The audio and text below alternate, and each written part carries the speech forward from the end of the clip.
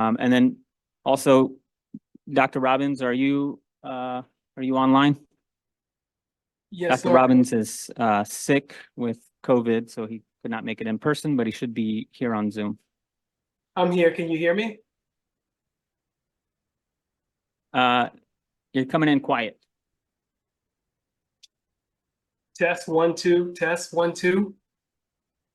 Right. I hear you. I think our sound people will figure that out, but I do hear you.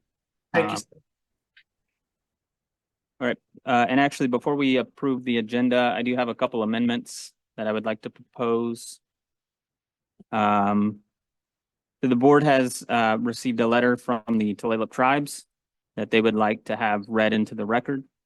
And I would propose a motion to amend the agenda to add the letter to be read in from the Tulalip tribes and to add the letter after item G, hearing of business, to be read as item GA. And then my second proposal would be to amend the agenda so that we can move item 8, which is the superintendent's contract extension, to be moved to item number 1 under board action. I'll second both motions. Alrighty. A first and a second. Is there any discussion? No. All right. All those in favor? Aye. Alrighty. All right. So with the agenda amended, I would propose a motion to approve the newly amended agenda as presented. I'll second. All right, first and a second. Any discussion? All right, all those in favor? Aye. All right. Motion passes. We're going to move into the superintendent's report. Dr. Robbins, hopefully the sound comes in a little clearer, but you have the mic. Thank you, sir. First, congratulations to Marcus Hoyen, Marysville Pilchuck High School wrestling coach. Coach Hoyen was voted the Coach of the Year for the Westco North. His staff was recognized as the Westco North Staff of the Year.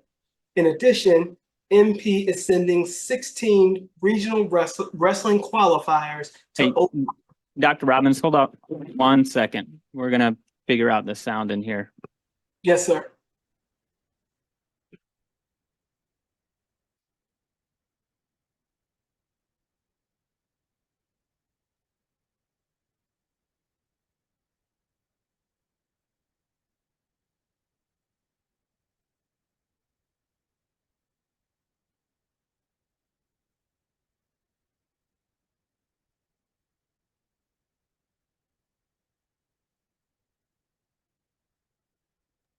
Test, test, test. Sir, can you hear me? Yeah, I can hear you, Dr. Robbins. Still coming in a little quiet.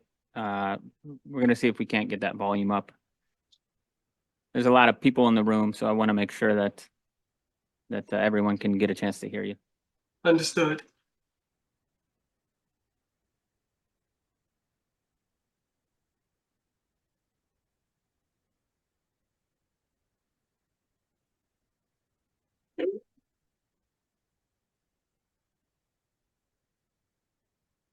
Test, test, test.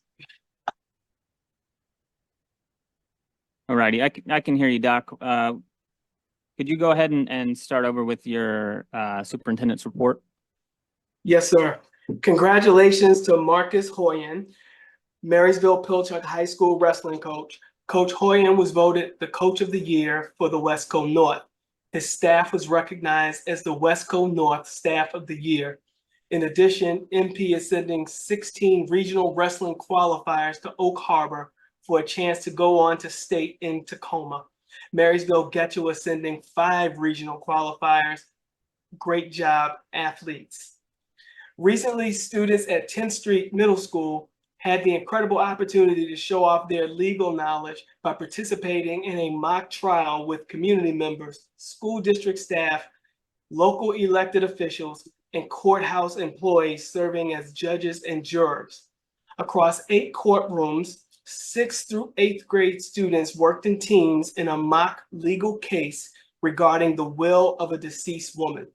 Students acted on either side of the case as witnesses, bailiffs, attorneys, and observers, and were rated on their arguments. A very special thank you to Mayor John Nearing, City Council members Camille Norton and Tom King, Marysville School District Board Director Kristen Michael, Dr. Nathan Plummer, Melanie Floyd, Taryn Denuis, Juan Cortez, Sandra Madrigal, Bonnie Walker, David Schultz, Adam Weiss, Renee James, who all served as jurors, and to John Leke, Hannah Marie Barker, Carrie Carrillo, Scott Marlowe, Daniela Velkulchik, and Claudette Rushing, who served as the judges. The school's 7th graders earned first place, and one of the 8th grade teams earned third. 2 students, Mia and Hannah, tied for best witness, and Lucas earned best lawyer. Overall, it was a very strong and promising presence in the competition. Big shout out to Mr. Hansen, who leads the mock trial effort. Recently, I have had the opportunity to visit Marshall Elementary School in the co-op program and Kellogg Marsh Elementary School. I had the opportunity to hear from teacher leaders on instructional practices, students and parents on a range of topics, and visit classrooms. I'm very proud of the work happening in our schools. Thank you, Principals Lennington and Moeller, for the fantastic visits. And finally, on Monday, January 29th, Board Director Kristen Michael, Communications Director Jody Runyon, and I spent the day in Olympia advocating for the Marysville School District. We met with 6 of our lawmakers and discussed topics such as special education funding, overall funding of schools, mental health supports for students and staff, and binding conditions. Also testified to update the binding conditions legislation. Thanks and much appreciation also goes out to Senators Robinson and Wagner, Representatives Fossey, Eslick, Lowe, Cortez, and Senator Lovick's aide Braden for their time. We look forward to meeting again with our lawmakers in the near future, and that is my report. All right, thank you very much, Doc, for that well-rounded report. We're going to move on to staff, student, and community recognition. This is going to be presented by Dr. Courtney Hill, and she will be presenting the honoring of Black History Month. Good evening. Ning. Pleasure to be here. I am actually going to pass the mic over to some of our phenomenal students from Marysville Pilchuck High School's Black Student Union. So I'm first going to hand the mic over to their current president, Gianna Frank, to introduce those who are joining her this evening to read our proclamation.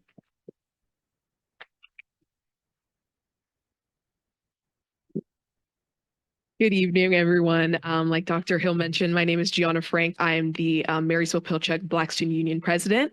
And here I have with me Gianna, is our Black Student Union secretary, and Isatu Kenda, which is our BSU vice president. And today for you all, we will be reading the proclamation in honor of Black History Month.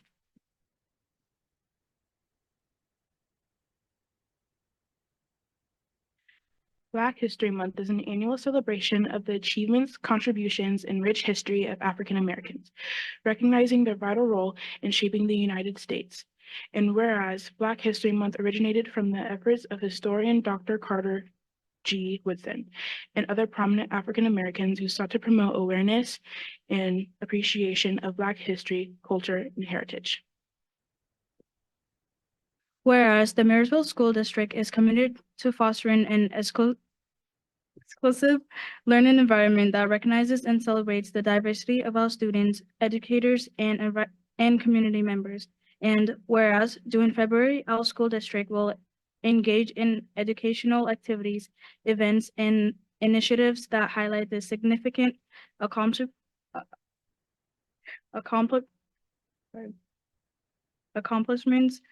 cultural heritage, and contributions of African Americans throughout history.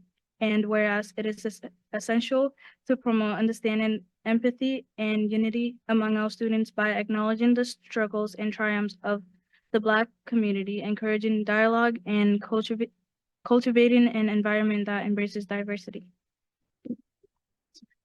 Now, therefore, be it resolved that the Marysville School District proclaims February as Black History Month, dedicating this time to honor and celebrate the invaluable impact of African Americans on our nation's history, culture, and progress. Be it further resolved that the Marysville School District encourages all schools, educators, students, and community members to actively participate in educational programs, events, and discussions that promote awareness and understanding of Black history and culture. Thank you.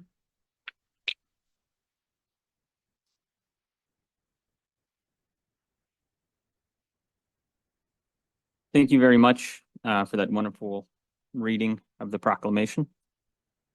Now we're going to move into staff, student, and board reports. First on that list is public comment procedural change presented by the board of directors. So I'll go ahead and review some of the key updates. So this won't go into effect tonight. This will potentially go into effect the next regular session board meeting, which is scheduled for the 21st of February. Key updates, public comments held during the hearing of business of visitors. So public comments during this designated time will be designated for topics listed on the meeting's agenda first, followed by then non-agenda items. So public comments on non-agenda items. An opportunity will be provided at the end of the regular session meeting for a period of 10 minutes for the public to address the board on non-agenda related topics as well. In-person sign up to speak during the designated hearing of business of visitors and the non-agenda items public comment times. Individuals must be present and sign up before the 6 p.m. meeting start time.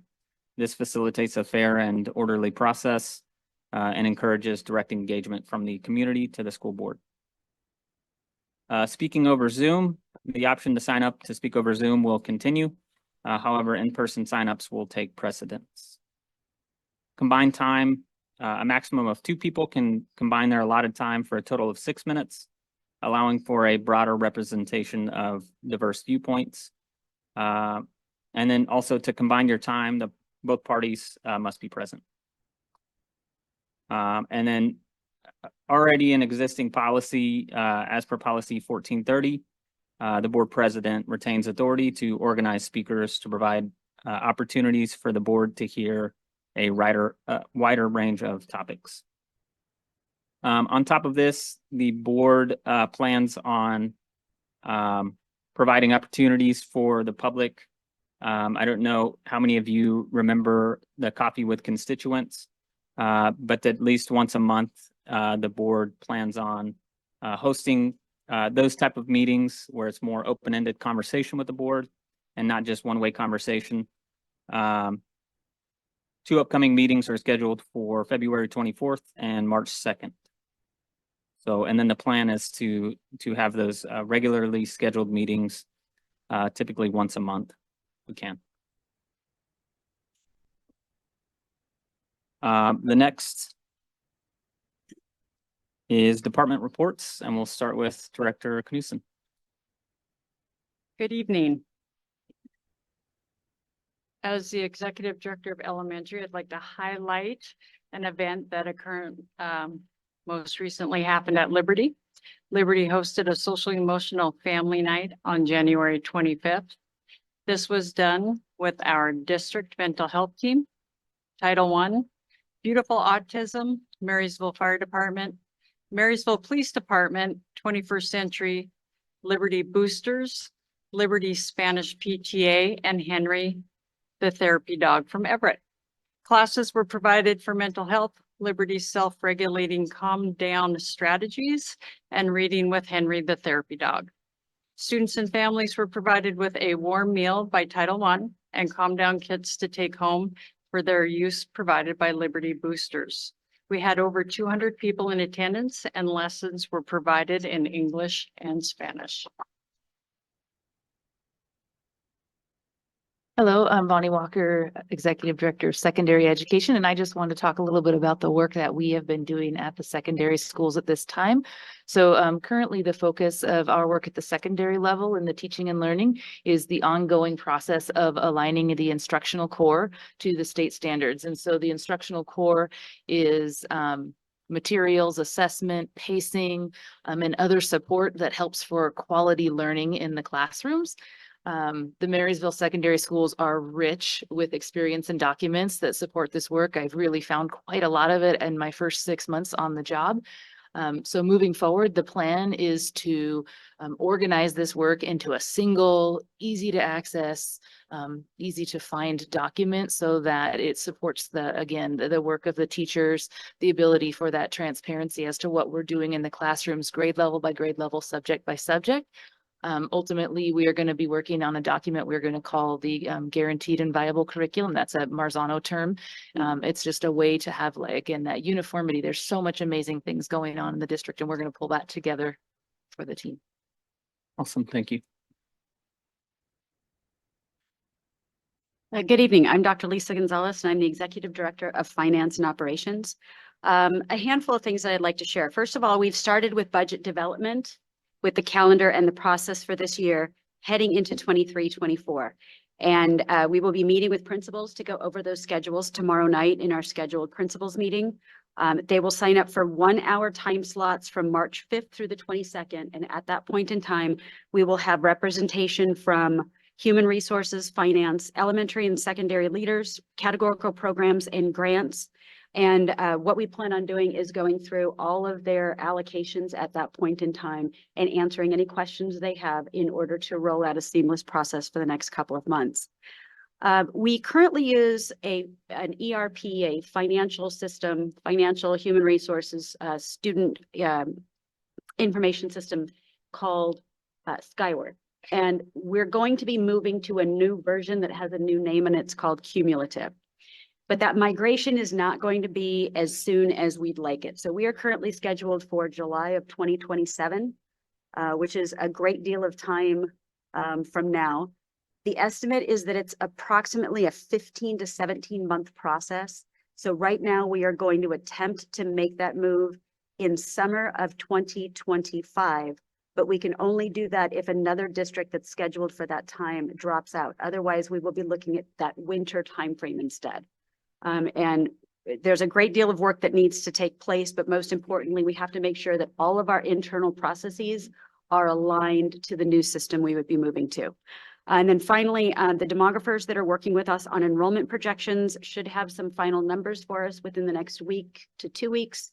They're going to start with district overall numbers, and from there, they're going to break it down to individual school sites and individual grades, which will allow us to start with the budget development process. And finally, real quickly, we have about 7 different programs that are going to be going through audits this year. That's because there are state and federal requirements that have changed. And so most districts are seeing an increase. I think last year we had 4, this year we have 7. And so we've got a team approach to handling this. I'm going to be the point person for all of the audits, and we will be going through and starting with prior year recommendations to make sure all of those were addressed. And that's it for my report. Thank you. Right. Good evening. My name is Alvin Cooper, Executive Director of Human Resources. I am going to do this. We have been busy in HR, right? Let me highlight some of the really great things going on. First and foremost, big shout out to Pulcheck Uniserve. We were collaborative working in their diversity network. It was really good and apropos as Black History Month to see so many teachers of color, and we are trying to improve the teachers of color and to mirror what the students look like in the district. So Pulcheck Uniserve put together, they have a diversity network that I had the honor of going to and looking forward to working with the teachers to build our teaching staff and para staff to represent more of our students in the district. Also working with university partners, it's recruiting season. So we are attending different recruiting events. Laurie and Michelle, Dr. Roper, who's not here right now, was at the Wednesday event, and it was another event by Pulcheck Uniserve. We're down there. So thank you for attending and meeting other potential teachers for Marysville.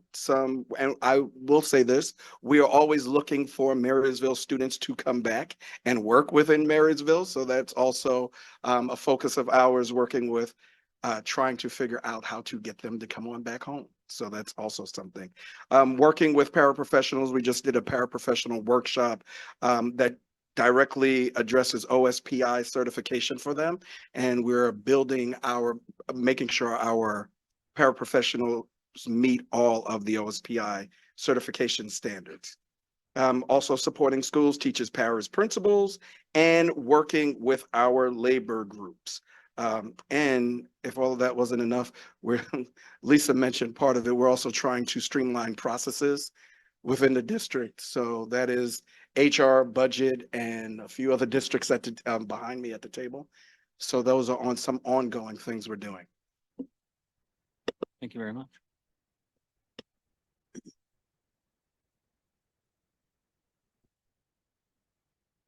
All right, Dr. Courtney Hill again. All right, in the Office of Equity and Family Engagement, we've been up to a lot lately, so I'm going to just do some highlights similar to Mr. Cooper. One thing I'd like to call out was we've been doing a lot of school-based and district-based professional learning around equity and responding to hate and bias, and that's in an effort to help all of our staff and our students develop the skills that they need to be able to support themselves and one another as we're kind of moving into some different times. I also want to celebrate that our Native American liaison team was celebrated by some of our board members and the Tulalip Board of Directors for their longstanding work and service to their community and our community overall. In the migrant and family education, family engagement element of my work, we are currently planning a migrant education program wellness day, and that is largely funded by a grant that we were awarded for several $1,000s to be able to respond to very specific parent concerns and points of interest from our migrant community. So that's slated to be April 13th. It's primarily for our migrant students in high school and their parents.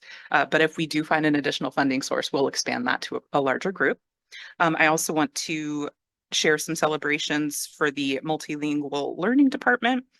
In recent meetings with OSPI, they've celebrated Marysville's commitment to growth and our long-term vision for improving practices for multilingual learners here in Marysville. So there's more to come on that.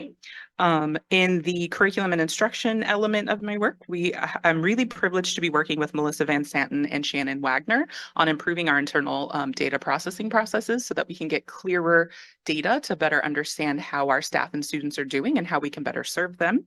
And finally, in the enrollment transfer truancy area of my work, I just want to make the announcement that the open enrollment window is open.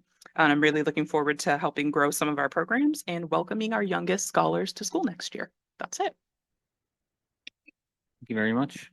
Hi, Claudette Rushing, General Counsel. I will just kind of run down some of our big areas for legal and risk management that I can talk about. First off, contract review. As spring is upon us, we have many contracts for prom. So I've been looking at different vendors for venues, catering, ice cream, senior events, just really looking through contracts and making sure that they meet our legal requirements and that they're safe for our students and district. On the litigation side of my desk, the litigation management piece, I've been working with our social media litigation. We are currently joining 200 other districts across the country to sue Meta, which is the parent company of Facebook, TikTok, Google, and a number of other companies under a public nuisance theory related to detrimental mental health effects on youth because of social media. That's been really exciting to play a part in that and get a team together. We're starting to work on discovery right now. So that means we're starting to get closer to an actual hearing, which is good news. Let's see, other things. I've worked on some kind of EEOC complaints, HIB complaints, Title IX complaints. These are all things that we investigate for our staff. Policy review, you'll see there's 11 different policies and procedures up tonight that I've been working on, keeping you guys very busy, just going through all of our policies. Public records requests, my office works with those and we're just kind of working through them. And finally, risk management work, we've been working with insurance claims, audits and reappraisals with our insurance company. and helping with the civil rights data collection is a really big kind of hit we've been working on this week, which looks at a number of indicators for the U.S. Department of Education's Office for Civil Rights, as well as OSPI's Civil Rights Office.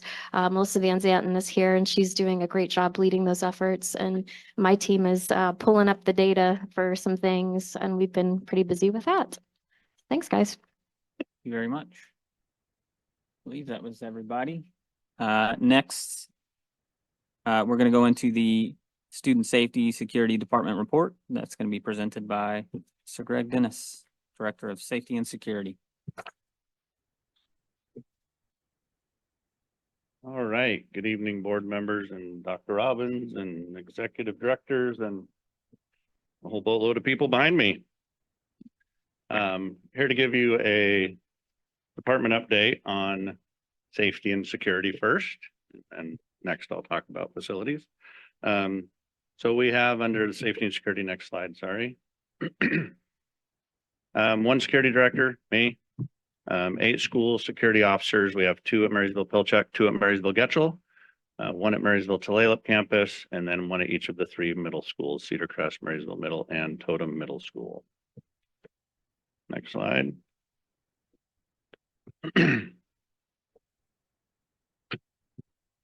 Did we skip a slide? School resource officers. We have 2 school resource officers from Marysville Police assigned to the school district, Officer Darren Wiersma and Officer Phil Powers. Wiersma has been with us for about 4 years now, and Powers is in his 2nd year. Previously, he was an SRO for us with Tulalip Police, so he did bring some experience with him when he transferred over to Marysville. I've gave the purpose of what the school resource officers is. I don't need to read the whole thing, but really it's about building relationships with the kids and the families, being a resource for the staff, the schools, the students, whatever they're needed to do.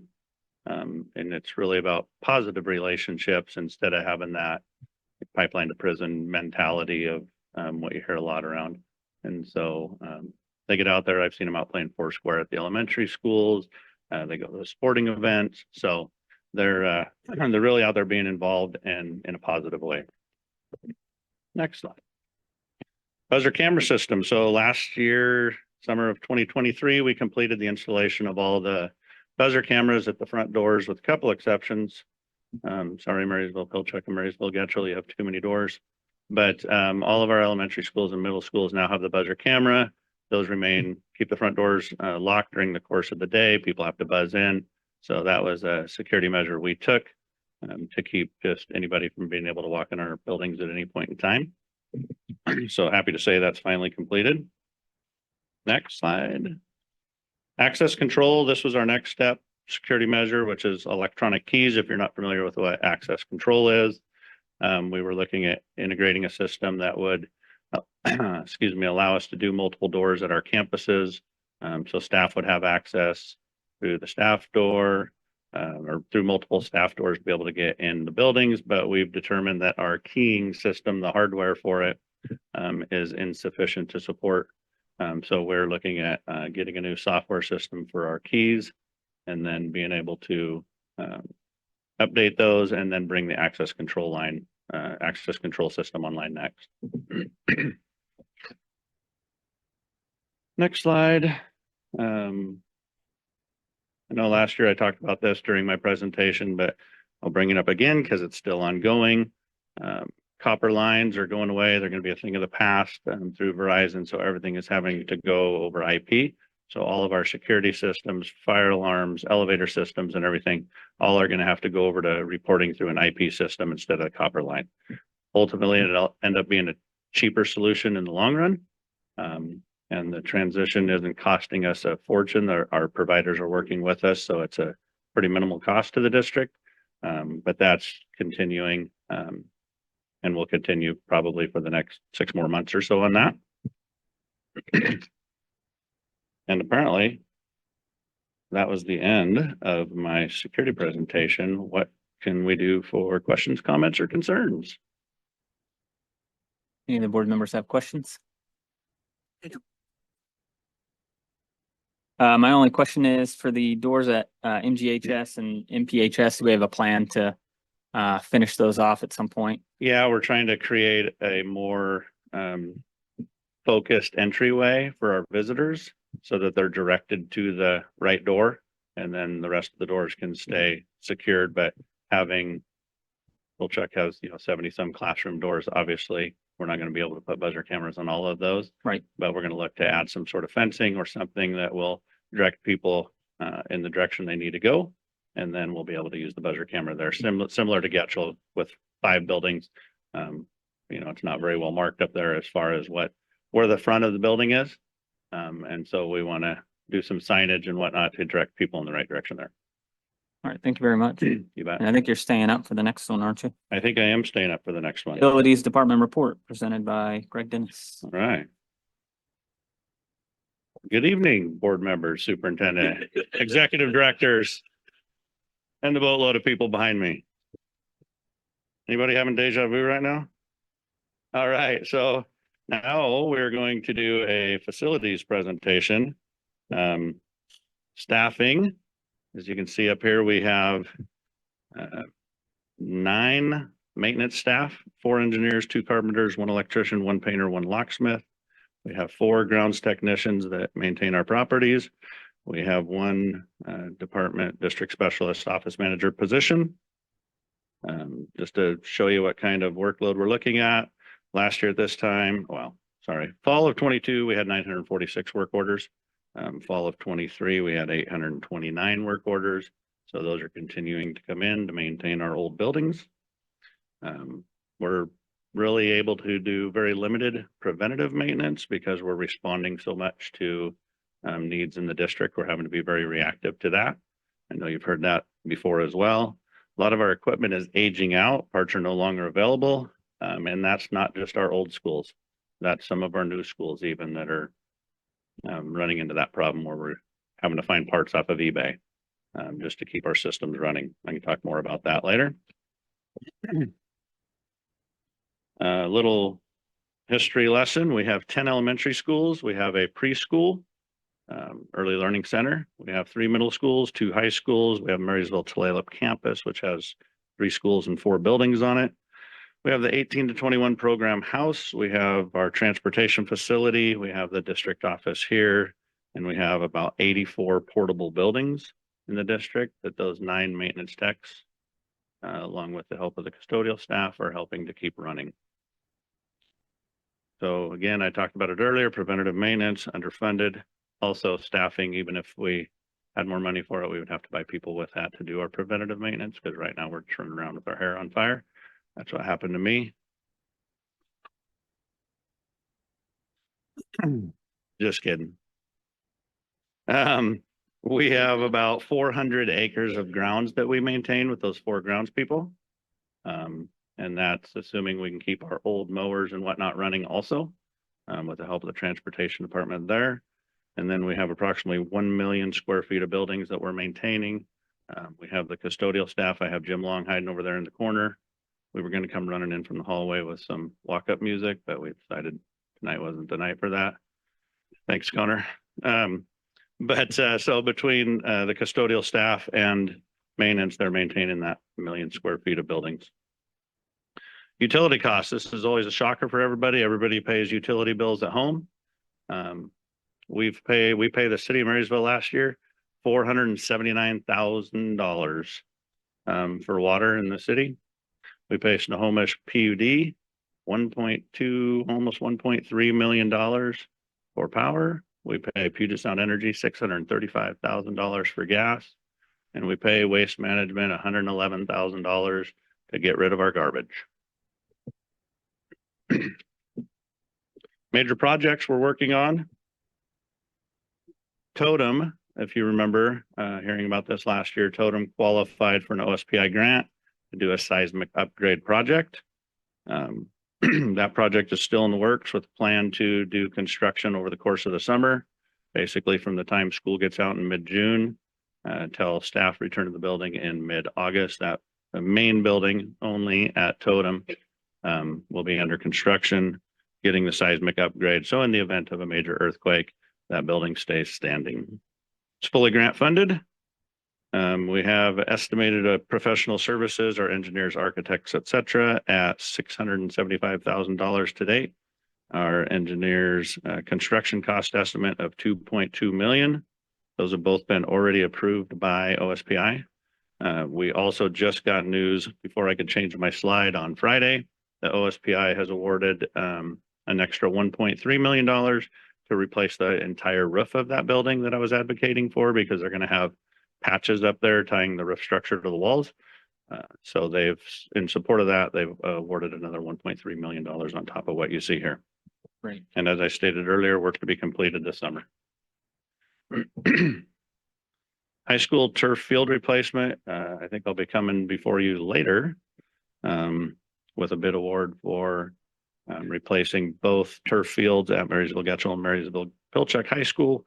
They have reached their end of their life about 3 years ago.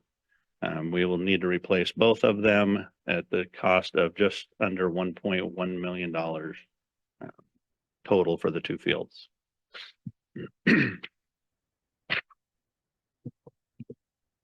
Something that's still in the works. Last year, I think this was presented to you, Snohomish County Clean Building Accelerator by 2025. Any of our buildings that are over 50,000 square feet have been identified to be energy clean buildings.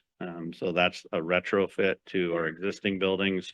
That's still being kind of figured out on the fly, what the county is going to require for that, and then how we're going to be able to respond to that. And that will be an unfunded mandate that we will have to absorb locally. Facility scheduling, we have one part-time facility scheduling district specialist. Those same buildings I rambled off earlier: 10 elementary, 3 middle school, 2 high school, early learning center, Marysville Tulalip campus, transportation center, service center, and Quilceda Stadium.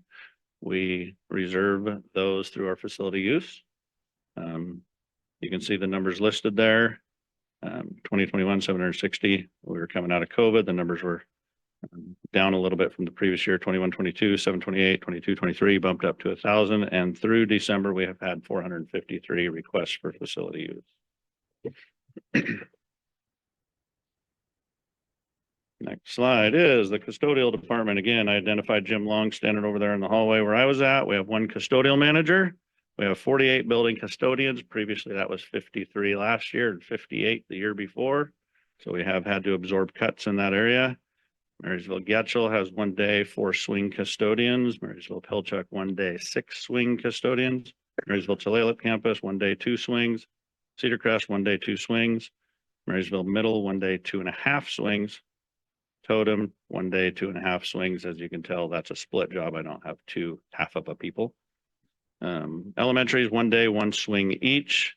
ECAP has 1 day and half a swing position. Service center has 1 swing shift position, and transportation has a half swing position that's split with the early learning center. They clean 19 sites daily. Their cleaning priorities are restrooms, health room, kitchen, cafeteria, classrooms, hallways, offices, and the securing of the building at the end of their shift.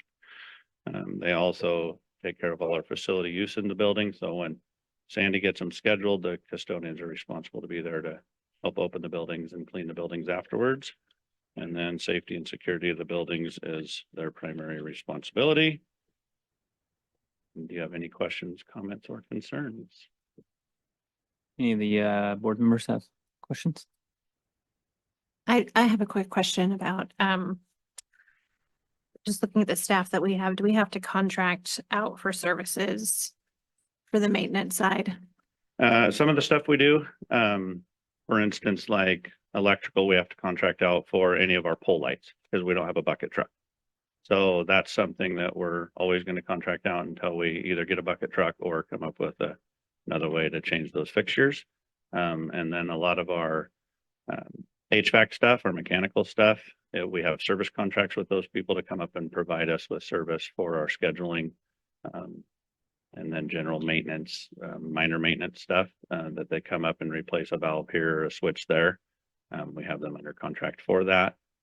And then otherwise our staff is maintaining the majority of it. Most of it. Okay. I was thinking about plumbers. Plumbers, There's a lot of we do it. have a plumber on staff. Good.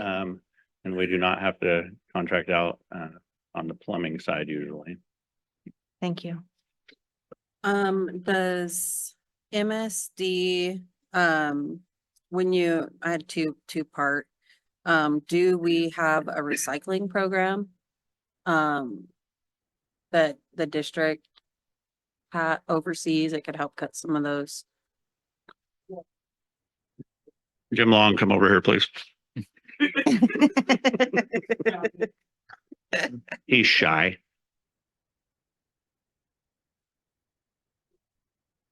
All right, so with that being said, yes, Waste Management handles our recycling program.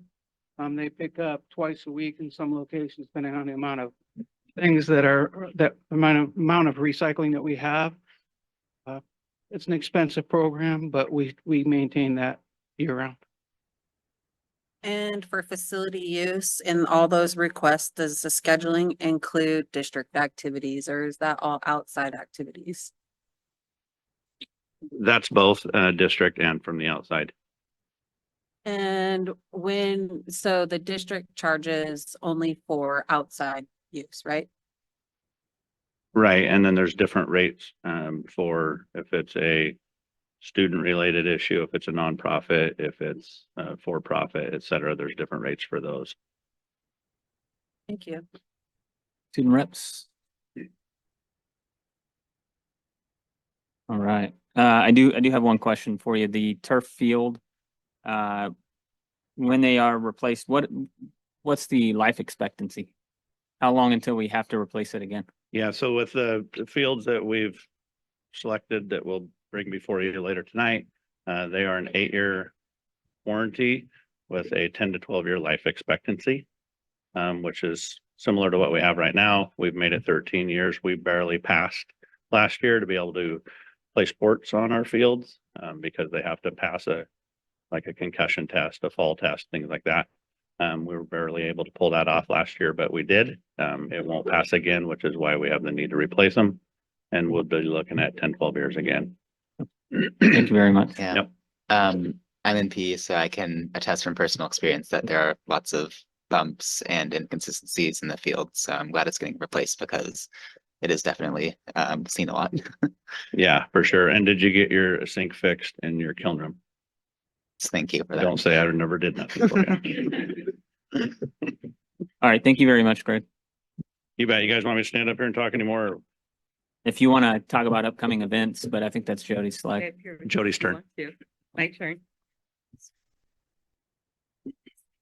Good evening, Vice President Krebs, Dr. Robbins, and School Board.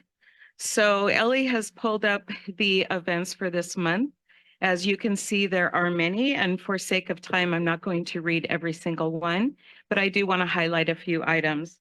As pointed out and acknowledged tonight by our students, February is Black History Month.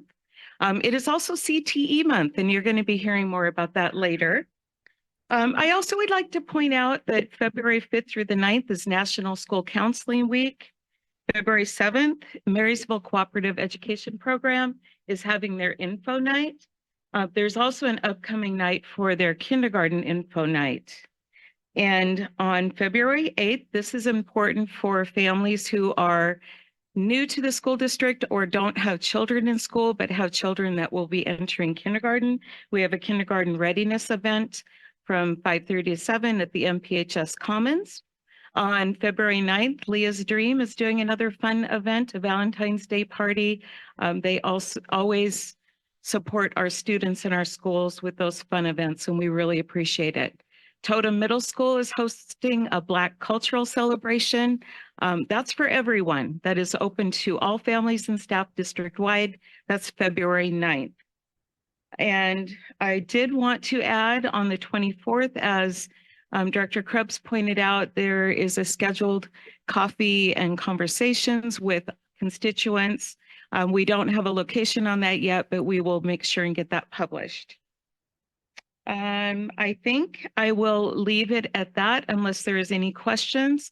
Our board members, our staff, our community members could literally do something every day of the month. And just a reminder, we have 29 days in the month, but there's something to do every day. So spring has nearly sprung, and we would love to have you join us in as many events as you can and look at the great work that our students and staff are doing in the Marysville School District. We're so proud. Thank you. Thank you very much. Any questions from board members? We have her. All righty. All right, we're gonna move into item G, hearing of business of visitors. So I'll read through this real quick. Per policy 1430, board requires that those addressing the board be residents or employees of the district or representative of such residents or employees, parents or guardians of students enrolled in the district, or employees of businesses located in the district. Speakers are asked to present their name and then their affiliation when you make public comment, in person and remotely. Each individual has up to 3 minutes. And then again, a group of individuals may combine their time up to a 10-minute maximum with one spokesperson for the group. And then the maximum time allotted for hearing of business of visitors per agenda is 30 minutes. Complaints or charges about employees are not permissible during public comment. These issues are to be addressed to the superintendent in writing. The board, superintendent, or district personnel typically do not engage in direct conversations or give feedback during the meeting. Questions, comments from those addressing the board may be referred to staff for follow-up at a later date if needed. All right, with that out of the way, I have received the list. I'll go ahead and list off the first three so that the number 2 and number 3 can be ready. First, we have Becky Roberts, and then Christy Tautfest, and then Alicia Coragulio. I think I pronounced that correct. So Becky.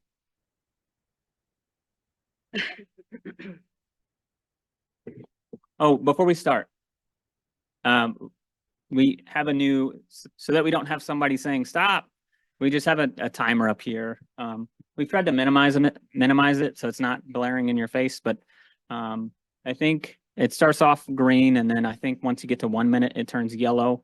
And then I think once time is up, it's red, and then it'll go into the negative, so you see how much time you've used. Okay, thanks. Okay. Good evening, Vice President Krebs, Board of Directors, Dr. Robbins, and community members. My name is Becky Roberts, and I'm the president of the Marysville Education Association. I am speaking tonight on the agenda item number 1, Superintendent's Contract Extension. As a representative of MEA, we are asking that you not extend the superintendent's contract tonight. MEA, SEIU, and the community have grave concerns regarding the leadership in this district, and tonight is not the time to extend the contract. Some of those concerns include lack of transparency. Although the district continues to insist they are being transparent, time and time again, we find that to just not be true. Fiscal responsibility. After OSPI gave us all a directive to agree on the numbers, we have met numerous times, but have come to no resolution. Employee morale. The morale of MEA and SEIU is at an all-time low. Many of our outstanding members are simply biding their time until they can apply for positions elsewhere. Community staff engagement. It is clear that the district leadership and the MSD school board are not listening to the voices of parents and staff. Otherwise, this would not even be on tonight's agenda. The board has the option to vote no or to postpone this decision. Please do what is in the best interest of the Marysville School District. Marysville students, families, and educators are joining together to demand real change in our school district. When we stand together, we have the power to make our schools places where every student, staff, and community member feels safe and welcome. MEA is united for our students because Marysville deserves better.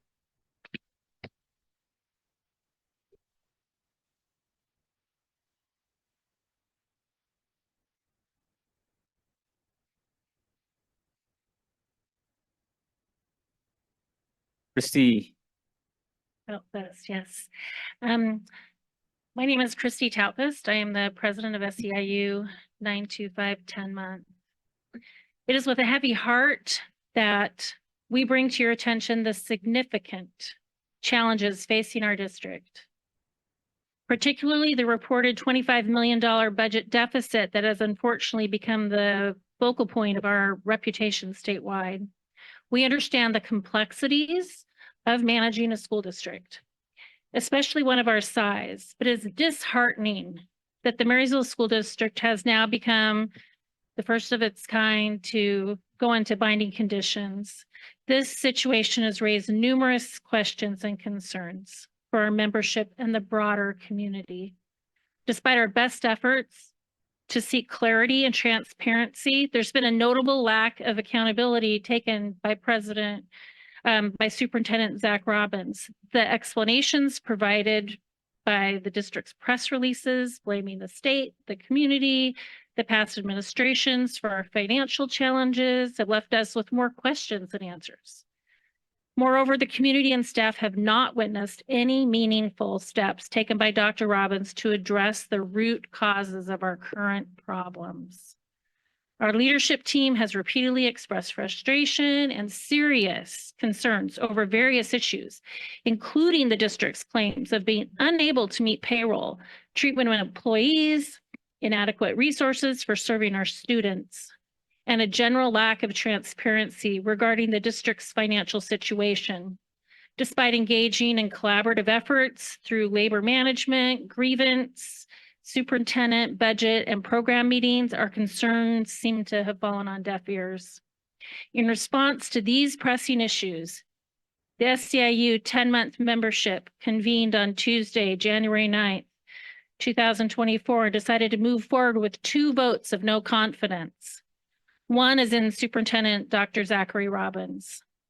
The other is in the superintendent's executive cabinet, which includes Lisa Gonzalez, Claudette Rushing, Lori Knutson, Bonnie Walker, Alvin Cooper, Michelle Roper, and Courtney Hill. The issues prompting this vote of no confidence include mismanagement of district finances and special program resources, lack of information regarding staffing decisions, educational program delivery models and budgeting, employees facing intimidating, retaliatory, and unsafe working conditions, hindering them from speaking out, unsubstantiated changes to student services without empirical evidence, leaving staff, parents, and the community uninformed, repeated failure of the superintendent and executive cabinet to fulfill basic job requirements and provide a safe working environment, leading to resignation and dismissals.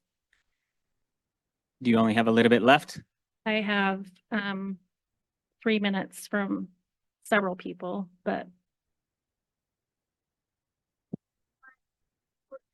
Hold on. One person at a time and give me your name, please. Courtney Ramirez, 1 second. Don't start the time yet. I want to see, you said you had one more. 1 second.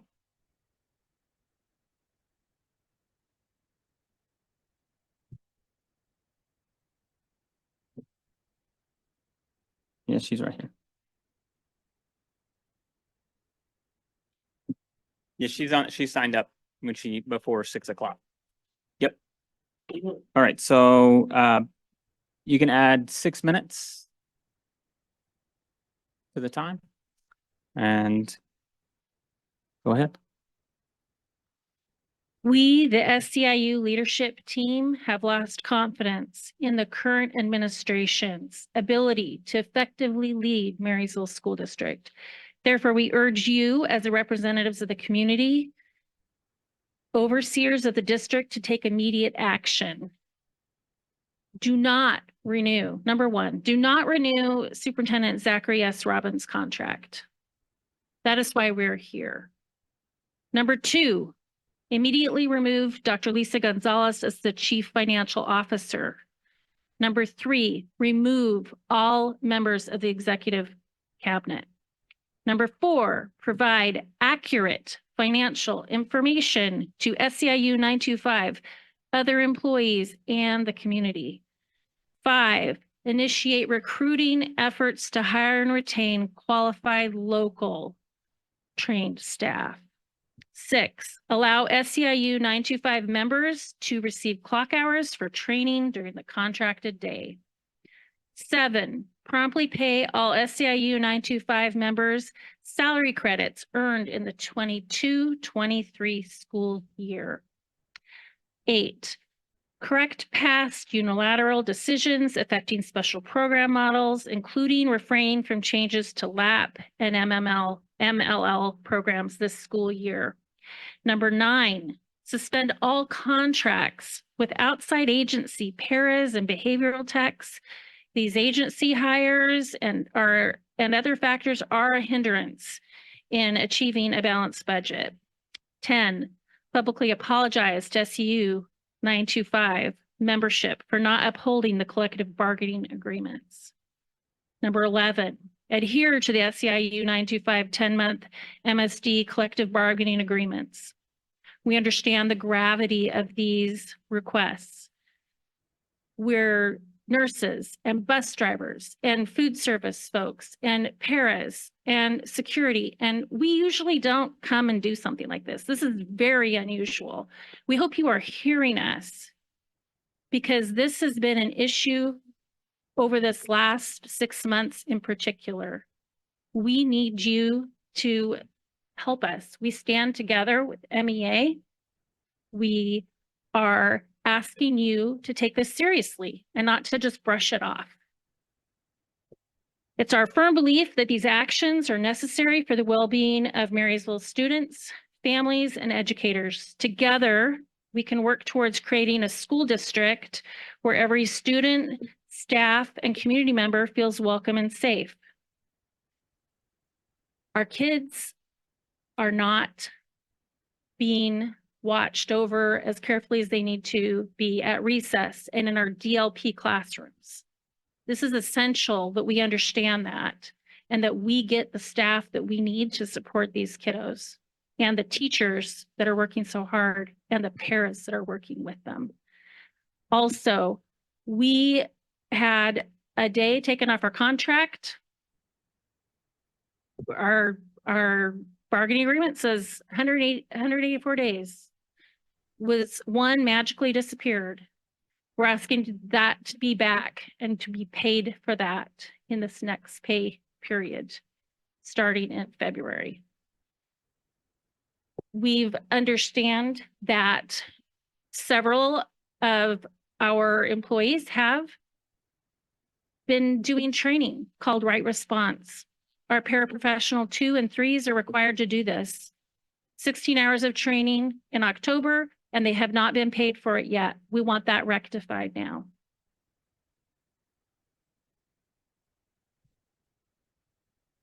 I'm disappointed that we can't come to a budget meeting and understand exactly how much money we have within a few $100,000, $1 million, but to go from 25 million to 7.9 million to 3.3 million, we're over. And then the last budget meeting, we were at, what is this $14 million for sitting in this one budget? We want real answers. I take time out of my workday, I wait for my reading groups and all my recesses, and I come and I'm sitting here and I'm listening. And it's no big deal for most of these people to like sit in this meeting and hear this nonsense, but enough is enough. What are the numbers? And if we don't know, if you don't know what they are, and these guys sure don't, if you don't know what they are, then it's time to find out. It's time to find out. We deserve better. Our kids and our community deserve better. Thank you.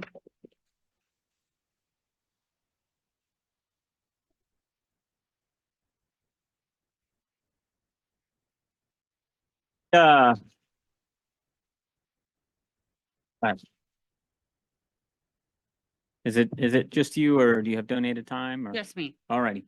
3 minutes, Alicia, go ahead. Good evening, everyone. My name is Alicia Cordulo. I am a graduate of the Marysville School District, a highly involved community member, a current employee who loves their job, serving as MEA Vice President, and most importantly, a loving and concerned parent to 2 children, one currently enrolled in the district and another set to start school here next year. Please vote for me, Aaron, age 7.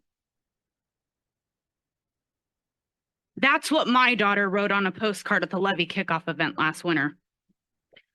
I experienced a great amount of pride and heartbreak all at the same time as I watched my 2nd grade child advocate for herself and her peers and ask her community to believe in them and vote yes to fund our schools after a double levy failure. She and I held signs on street corners in the cold. We knocked on the doors of strangers. We called and texted our neighbors, our friends, our community members, all efforts to ask desperately that they vote yes. Yes for our kids. After many sleepless nights and countless hours of volunteering, I joined an election party on the evening of February 14th to hear the words, "It passed." Immediately, my eyes were filled with tears and I sighed the greatest breath of relief. Maybe, just maybe, our kids and our schools were going to be okay. I felt that relief ripped away from me again this fall when a series of fear-mongering, detrimental emails, community notifications, and presentations were delivered, presenting a not so accurate representation of our district's budget crisis. Again, we were hearing access to quality education, necessary resources, and extracurricular opportunities. Things that all of our students deserve were on the chopping block, with student services at the risk of receiving some of the greatest cuts. We are all here because we love kids.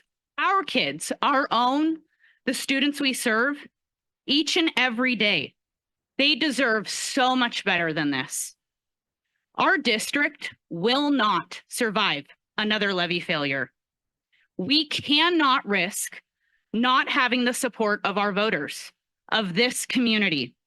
I ask you to consider our students, my children included, and their futures. They're depending on you. They are looking to you to be the leaders that they need.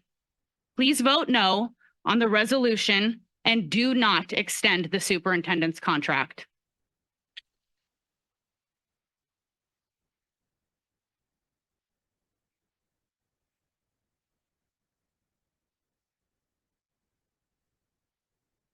Move over to Ralph Dufresne.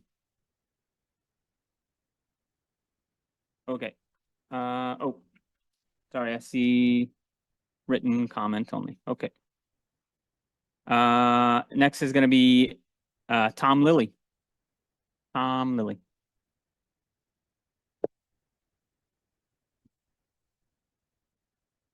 Good evening, everyone. My name is Tom Lilly.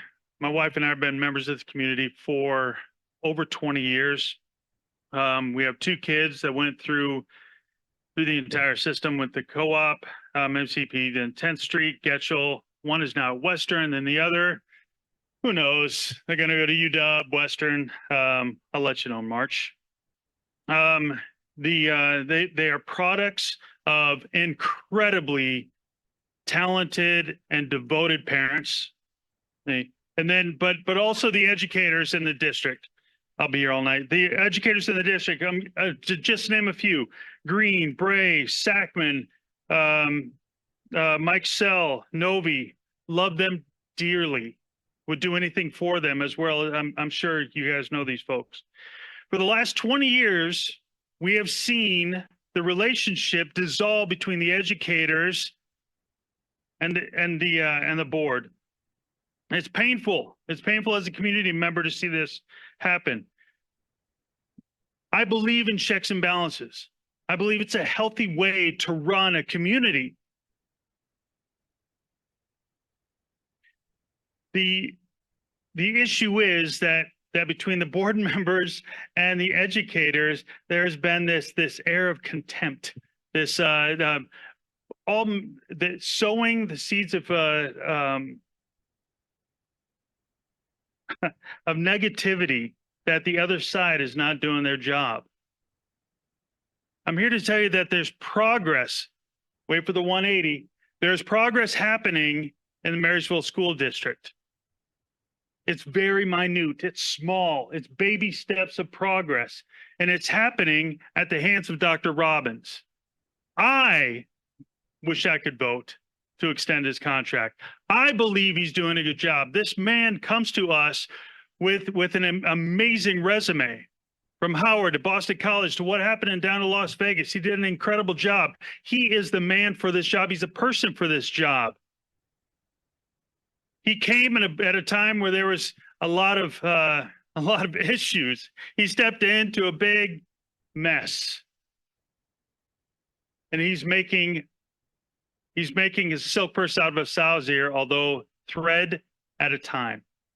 He's hired some great people. He's helped to hire some great people. Some other staff members have stepped up where there were holes, and they did what any team member would do. They said, I can do that job. I might not be fully qualified to do that job, but doggone it, I'm going to find a way to do it. So we're going to crucify them. We're going to crucify the board for making decisions that they have. No, we're going to take a look at the progress that they've made and continue Dr. Robbins' tenure. Thank you. Thank you very much. Hey.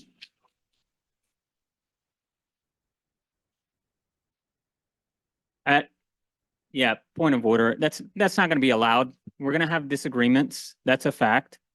But there are also kids in here, and we need to teach them that adults know how to have civil discourse. Adults know how to have a civil democratic process. That's what we need to teach them, not this. Okay.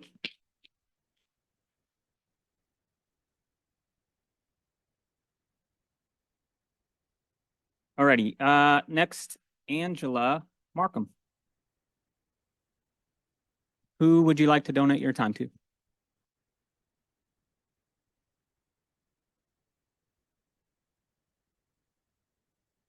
The next person on the list is going to be Arden Watson. All right. Okay. So Courtney Ramirez is taking from Angela Markham. I've never done this before. So, my name is Courtney Ramirez. I work for the Pilchuck Uniserve Council. I represent a couple of different districts across the Snohomish County, and I help them do their union business. So negotiations, contract enforcement, all of those things. Dr. Krebs, you were talking about that kids need to learn how adults know how to have civil discourse and democracy. Well, I unfortunately know that this school board has not done those things. So I have a couple of violations that I know the board has violated, which is the first one, the Open Public Meetings Act. The January 24th special meeting that was not put out to the public. It was emailed to a particular few individuals who requested to be emailed about school board meetings, but it was not posted on your website and it was not sent out in a general way in which the Public Open Meetings Act states that it needs to be put out. The second one is violation of the Public Records Act 4256 and violation of School Board Policy 4040, public access to district records. I have an email showing that your superintendent is using his personal email address to conduct district business. That's not allowed. The next violation I have is of your school board policy 2330 and 5030P, job descriptions. In the superintendent's job description, which was adopted by the board in 2005, it states that the minimum qualification for a superintendent in the Marysville School District must have a Washington State Superintendent Certificate. Your superintendent does not. So if we're going to ask that everybody be diplomatic, have democracy, follow the rules, I'm also asking that you follow the rules. Thanks.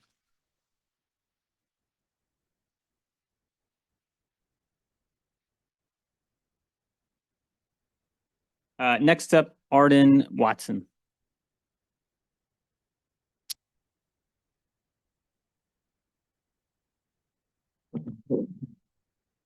Good evening, Board of Directors. My name is Arden Watson. I am a resident of Marysville, mother of two proud Marysville-Pilchuck High School graduates, and a former teacher in the district for about 20 years. So this is not my first time coming to the Marysville School Board, but I will say it has been a while.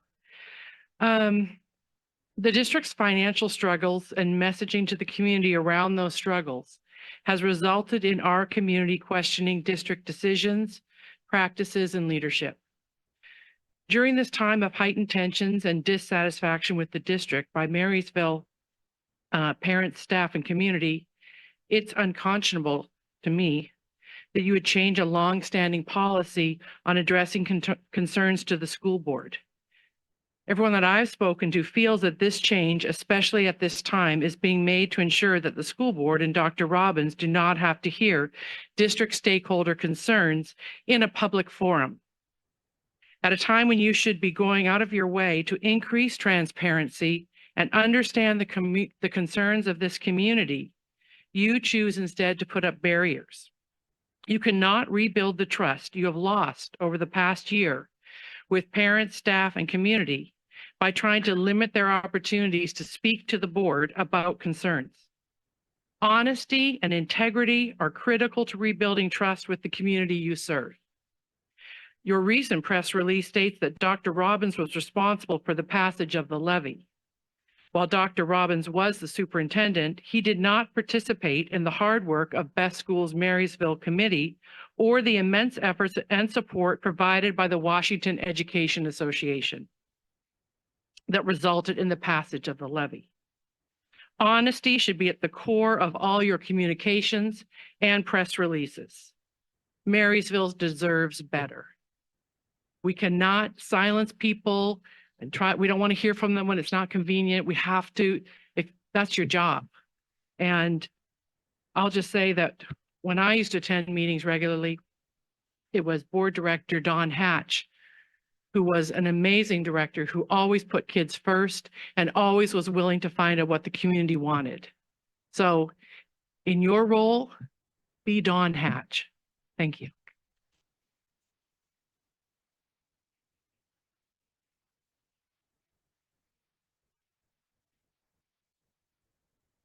All right, next up, and I believe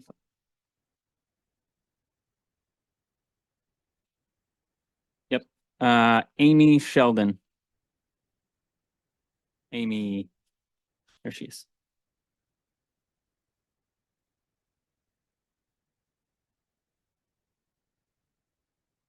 Good evening. I came with events, but I also want to give my support to the great people behind me. I am on the ground running and working with the students of this district. I've lived in this district. My daughter's gone through this district. And I do support all these wonderful people in this room. I support the paras. I support everyone in this district. And I hope that people can listen to everyone here. I also wanted to share, please come to the Latest Dream Valentine party. I do appreciate when I do see people come and support our families with special needs. I brought flyers. Also, my department had me bring family night being hosted at Marysville Getchell with my Getchell kids are putting this on and planning this next week. Be great. You don't have to be native to come join us. Have fun, dinner. Want to invite you to that. Also invite you to the Tulalip Heritage Health Career Summit. So I brought flyers for that. And I just wanted to say that I like to bring all these things to you guys so you guys can start being around the community, because this is our community and you need to listen to your community because we're on the ground running, doing everything, and kindness matters. So I will bring this here. Oh, and I want to thank Tulalip Tribes for actually sponsoring Heart to Heart this year. because Heart to Heart's amazing. And this is our 3rd year doing it. We fill goodie bags filled with stuff and we go and deliver them to all the kids in the self-contained DLP classrooms. So the Getchell High School students and the MP students and Leah's Dream Activity Club, the 18 to 21 program, will go deliver these all on February 13th. And we're going to go sing to the kids and deliver them. And it's going to be a lot of fun. So I wanted to share that because these are great things that are happening in our district. And I hope that to see you at some of these things because it's amazing. And I do go to these events and sometimes I don't see anybody. And that's kind of sad because this community used to support each other and it doesn't anymore. So I am thankful for the ones that do show up, but it needs to be a happier place. It's not happy anymore. So that's what I want to say. I'll give these to Dr. Hills just to make sure everyone gets them. Thank you very much.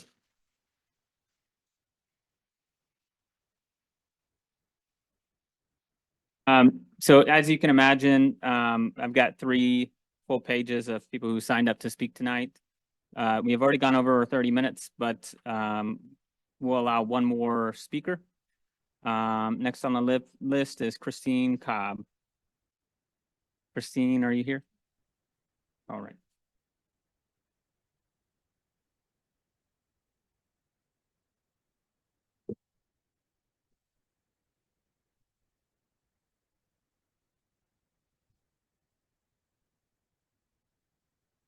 I'm Christine Cobb, and I am a teacher at Pinewood Elementary, 3rd grade, and a union representative.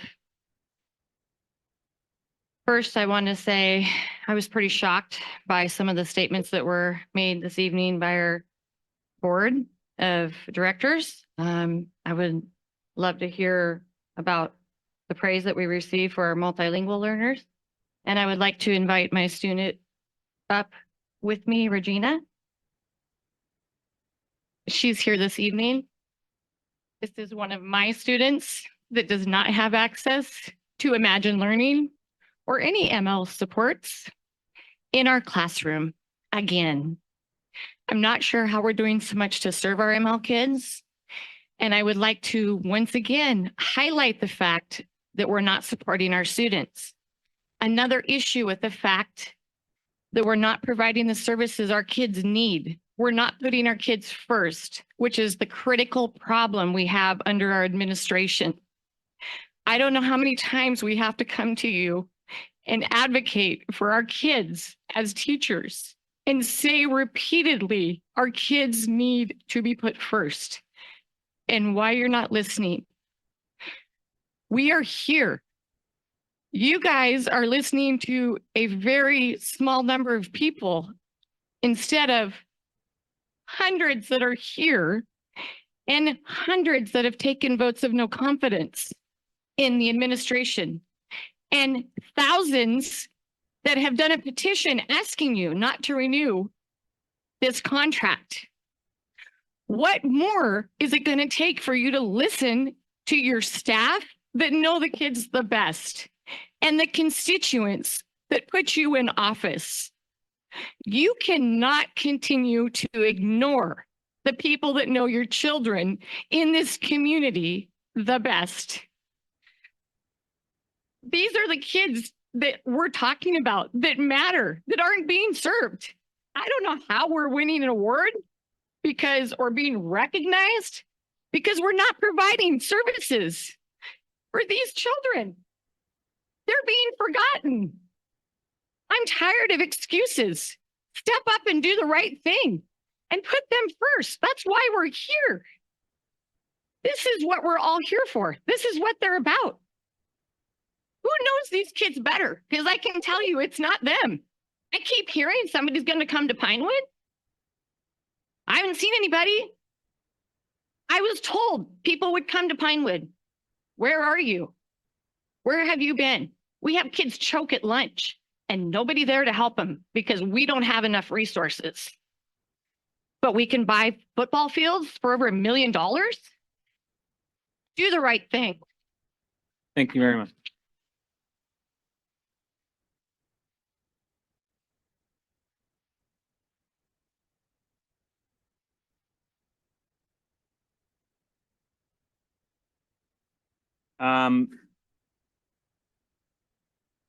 We've got a lot of business to go over, so we're not going to approve 15. I mean, I can make a motion and we'll see how the board votes. There's a motion out there to extend the hearing of business of visitors by 15 minutes. Is there a second? I will second for discussion. I think it would be good to hear some more community input. That's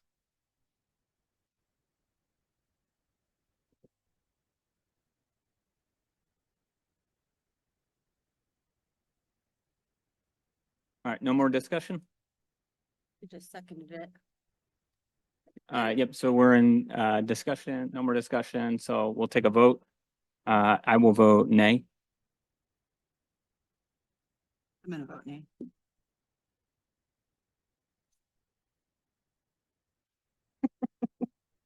I think that we should hear our community.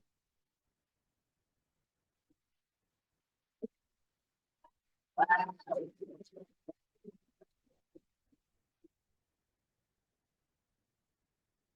don't think we've ever had a tie vote before. So I'm not sure where we would go, but I think if we put it on the table at this point, we've got a lot of folks here who signed up. 15 minutes is, and we'd gone over already and extended it for one person, so. I will say,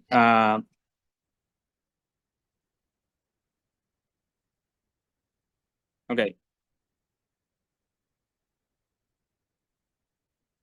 Everybody else who has signed up to speak is speaking to the same topic. So at 15 minutes.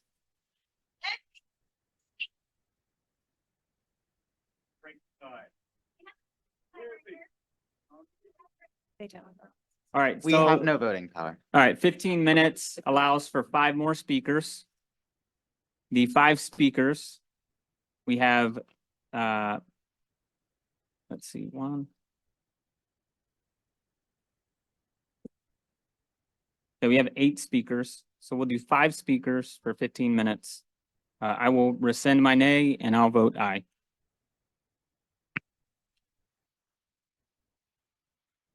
All right. I would ask that in between speakers, because we do need to get to business, that we would keep our applause to a minimal so we can get through the speakers. Okay. All right. Next speaker, Tanya Tayamanglo. I hope I said that right. That's okay. You don't know me. Hi, I'm Tanya Timinglow. Does anyone know me? Okay, you know me. You know me. That's one of my problems. So I didn't know if I was going to speak, so I'm glad I got that 15-minute window. My son graduated from Getchell. I'm very proud of him. He's at DigiPenn. But I'm also proud that I'm also kind of relieved that he's out of this.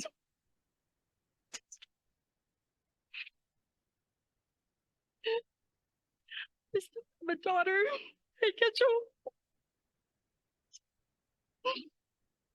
And I'm from Guam. And there's a saying we have called anaphemolic. And I do not feel that in this district. Growing up in Guam, anaphemolic is this: taking care of your people. It's more than just walking into my room because it's cool, because my building thinks your room's cool. Anytime someone from the district's going to come, let's have them go to your room for 30 seconds to watch me talk to my kids and snap a couple of pictures. That feels very fake. In this district, I will not ask my brother to move here from Guam. He's an art teacher. He's excellent. I'm asking him to look outside of the district for now, because I am a big sister who's going to protect him. And that's sad to say about my own school district. I'm at Cedar Crest. I've been there for 6 years. I try to make Planet 103 is my class. I try to make that great for the kids. Kids know fake. They know if a teacher cares, and I care about my students. Some days I don't feel cared about at my building or my district, but I cope. But this is getting tougher every year to want to stay, but I do want to stay. And I think I look at 2 years for my daughter to graduate from Getchell. And then I think, but do I give up on the neighborhood I live in? I have kids up the street. They see me at the Y. They see me at Costco. And as much as I try to hide from them, it's nice to feel that connection from them. That's why I don't have samples at Costco, because the kids are there. I will say, if we want to be a better district, have an ophthalmic, check on your people, walk in our classrooms genuinely not trying to get a photo op. I need to be careful with my word because it feels fake. Don't take credit. Don't assume things.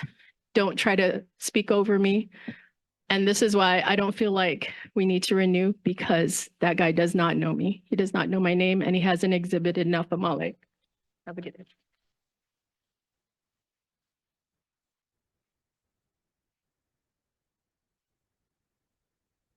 All right, Gail Bloom.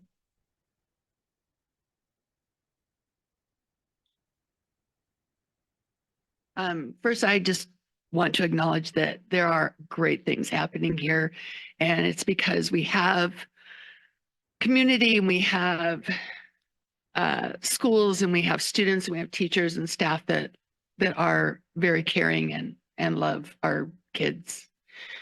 My name is Gail Bloom. I've been teaching in the Marysville School District for the past 26 years.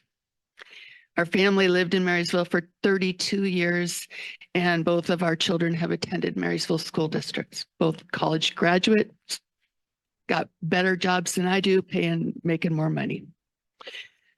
So I have many different perspectives. I've taught PE, co-op, neighborhood. I've been an MTSS. I've been on every committee except for the social committee. That's not my thing. But other than that, leadership, social, emotional, everything. Tonight's amended public comment policy seems to be a recurring theme lately, that the district leadership does not truly want to listen to its constituents. There is such an amazing wealth of knowledge in our district, but the leadership seems to want to recreate instead of build on what we have already accomplished in this district so far. Empowering staff, cultivating leadership skills, encouraging the sharing of knowledge and recognition of the talents of the people we have in our district seem to be replaced with micromanaging and top-down directives. I believe limiting the time and method of our community and staff to share their concerns is just one more way that makes it hard for us to hear those voices that we may just want to hear to grow our district even greater. We are losing talented people every single day to other school districts because they are not feeling heard, valued, or supported. Let's change that. Talk and listen to the staff that are in the trenches. Find out what works and support it.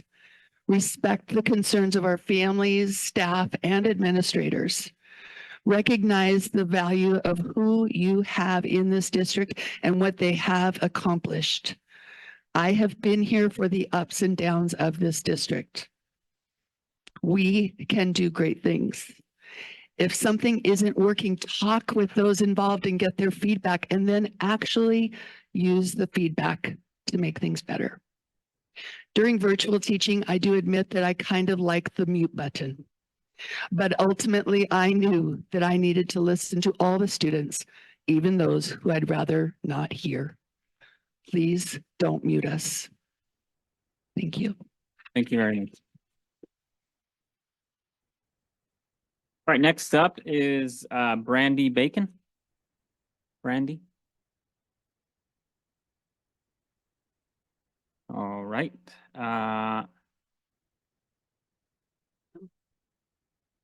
It doesn't say so.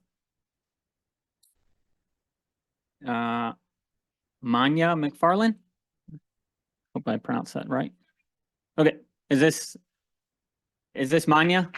Okay.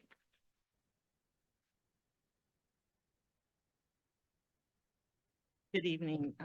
My name is Manya McFarlane. I am a resident of Marysville, and I'm a teacher at Liberty Elementary School. To all the board members and everyone else that are here, thank you. And to all of you, good to see you all. I signed up to speak about renewing the contract of the superintendent. When I came here from the state of Ohio, I was given 1 year to get my credentials for the state of Washington.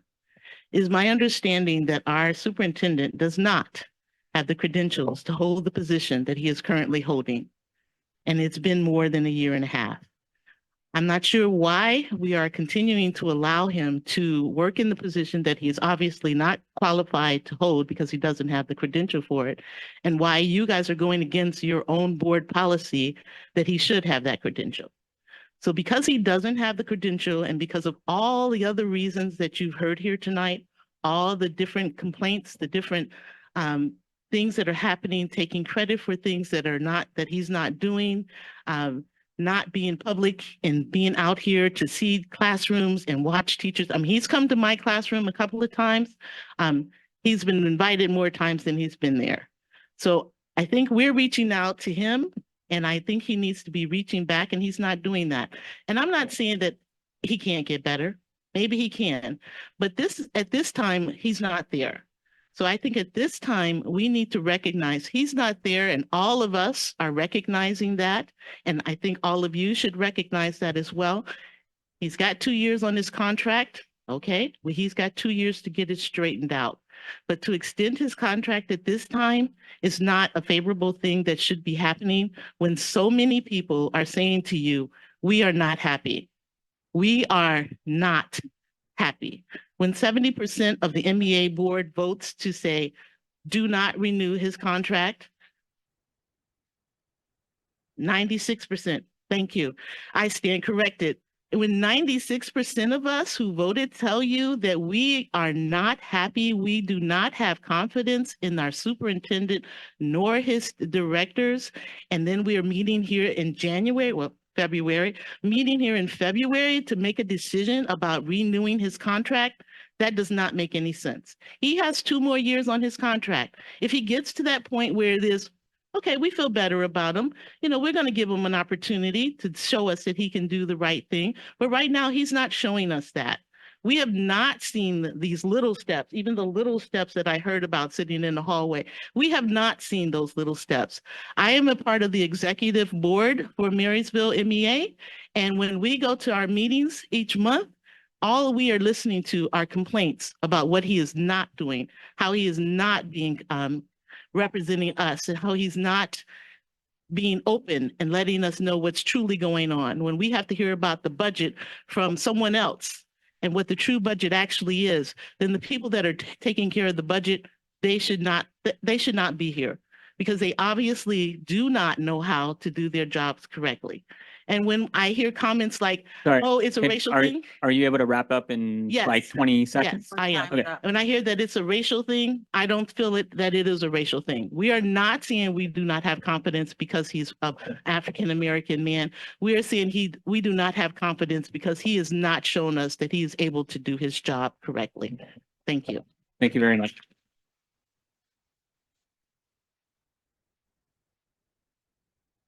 Like we need to do that. All right, Christine Twiss. Christine.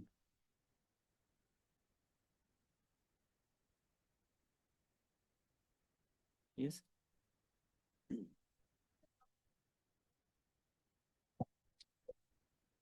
All right, that'll be the last of it though. Because that would be 5 people. Okay. So 6 minutes for Christine. So good evening, Marysville School District Board of Directors. I'm Christine Twist, SEIU 925 10-month Vice President of Conflict and Resolution and the HRA representative. And I've worked with Marysville School District as a health room assistant for more than 24 years. I worked the last 19 years in Marysville Middle School. Before accepting a contracted position with the Marysville School District, after years of volunteering in my children's classrooms here in Marysville, I worked as a substitute in food service, and before that following that as a paraprofessional. At that time, we were called educational assistants or EAs. Our job title has changed to more accurately reflect the level of training, service, and responsibility that our duties require. A lot has changed for paraeducators since I began my career here, and a lot has changed in our school district. Through the years, our union leadership has worked very hard to improve our wages and secure time built into our calendar, specifically for training purposes. They've fought to improve our working conditions by ensuring that paraeducators and other support staff are appropriately compensated according to their level of skill, qualifications, training, and risk involved in various situations or positions by creating the specific para positions that we have today, P1, P2, even the Latinx, bilingual, technology paras, and HRAs.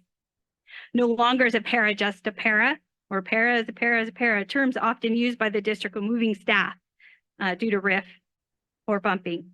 Our union members have stood up and fought hard. We have shown up in support of our school levies. We've shown up in support of our fellow workers when our job security has been at risk and working conditions were falling short of acceptable. Our union members have fought hard and bargained improvements for our members to support our school community, student safety, security, quality of student services provided in our schools. Right now, our working conditions are falling short of acceptable. Training is lacking despite time that is contractually provided, and our jobs do not feel secure. Student safety, security, and quality of school services are falling short of acceptable. In the past, our school district has stepped up and worked with our bargaining groups collaboratively and in good faith. They've honored collective bargaining agreements and often worked alongside us to make those improvements. Alongside the Marysville School District, although the Marysville School District has finally signed the collective bargaining agreement just over a week ago, that was tentatively agreed to in September, was ratified by our members, and was approved by the Marysville School Board of Directors in December. Right now, our 10-month SEIU collective bargaining agreement is being repeatedly, utterly disregarded. It is being, in fact, we recently discovered the Marysville School District has, without bargaining, removed at least one paid day from our pay plan, perhaps more. Our union members, our school district employees, most of whom are Marysville community members, like myself, are being disrespected by this administration. Right now, I do not have faith in the Marysville School District administration. I do not believe that the current administration is capable of putting together a bargaining team that is able to bargain wages and wage-related articles in good faith. This makes me incredibly sad and angry. We've all worked too hard for this. My hope is for the Marysville School District to end its current practice of disregarding the collective bargaining agreements of our union labor force and immediately move to honor all past practice agreements, such as the outstanding salary credits earned in the 2022-23 school year. My hope is that the Marysville School Board and district administration takes note of our members, coworkers, and community standing up for what is right. That the district would be mindful of silencing the voices of our community and school district employees at school board meetings and instead welcome all communication.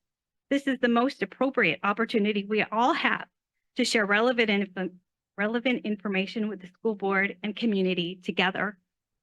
My hope is for the Marysville School District to demonstrate transparent, open, and honest dialogue with district staff and community regarding the school district's financial situation, their budget, and their reduction process. That the Marysville School District moves to work openly and collaboratively with all bargaining groups in the task of reviewing overall budget, income, and expenditures so that we can all agree on the actual numbers in the district cash flow, expenditures, and account balances as instructed by OSPI. The current Marysville School District Executive Administration has demonstrated consistent unwillingness to take accountability and work collaboratively with our union labor groups to simply agree on the school district's current budget expenditures, cash flows, and fund balances. My hope is for change because Marysville deserves better.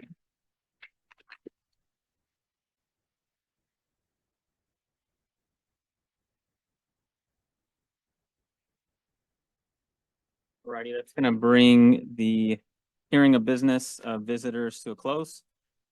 Next on the agenda is GA, which is the reading of the Tulalip Tribes letter that was sent in. February 5th, 2024, letter of support for Dr. Zach Robbins. The Tulalip Tribe supports Marysville Superintendent Dr. Zach Robbins' efforts to turn the Marysville School District around. The current superintendent is picking up the pieces of a system that was deteriorated through decades of neglect. The problem didn't arise overnight, and the solution won't be quick either. To be clear, the Marysville School District is not meeting the needs of our children. Marysville schools are failing for many reasons, and funding is a major one. The failure to pass 2 levies marks a failure not of financial wherewithal, but a failure to support our children. If we want public institutions to improve, the community must invest in them. The public has to support the children of its community when the opportunity arises, including when the community can provide more financial support through the passing of a levy. The state is failing our kids as well. When schools are funded based on performance and enrollment, small and struggling schools are punished the most for simply being small and struggling. We need a legislative commitment that funds education for all children, not just those who live in affluent areas, or the Marysville School District will continue to face these challenges. Tulalip supports Marysville schools through direct funding to fill gaps. Tulalip encourages our employees to volunteer in local schools by providing leave. As parents and volunteers, we can be the force multipliers that our kids need. We can be the extra eyes and ears in the classroom. We can learn alongside our kids and help them to be more successful. We continue to support Superintendent Robbins because he has shown us he is committed to doing the work to help the Marysville School District improve. He is committed to academic excellence. He is committed to respect and diversity. Tulalip is encouraged by the changes made so far, and we anticipate that he will turn the district around with time and community's backing. We urge the Marysville School District community and stakeholders to focus on the issue at hand, a budget that ensures the educational needs of our children are met. Sincerely, Tulalip Board of Directors. All right.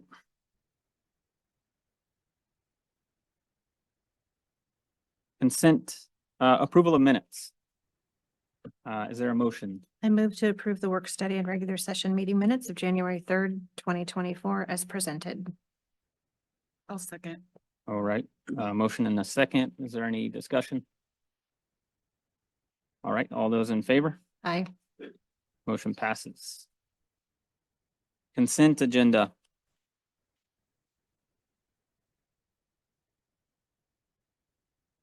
Is there a motion for consent agenda? I move to approve the consent agenda as presented. I'll second. Motion and a second. Any discussion on the consent agenda? I believe, My spot, I think. yes. All travel is paid for from ASB. And I think you have the gifts to the district, looks like. I do. Go ahead and read that off. Cascade PTA. Let's see. 7.4.5 as the contributor. Gift to Cascade Elementary, a monetary gift.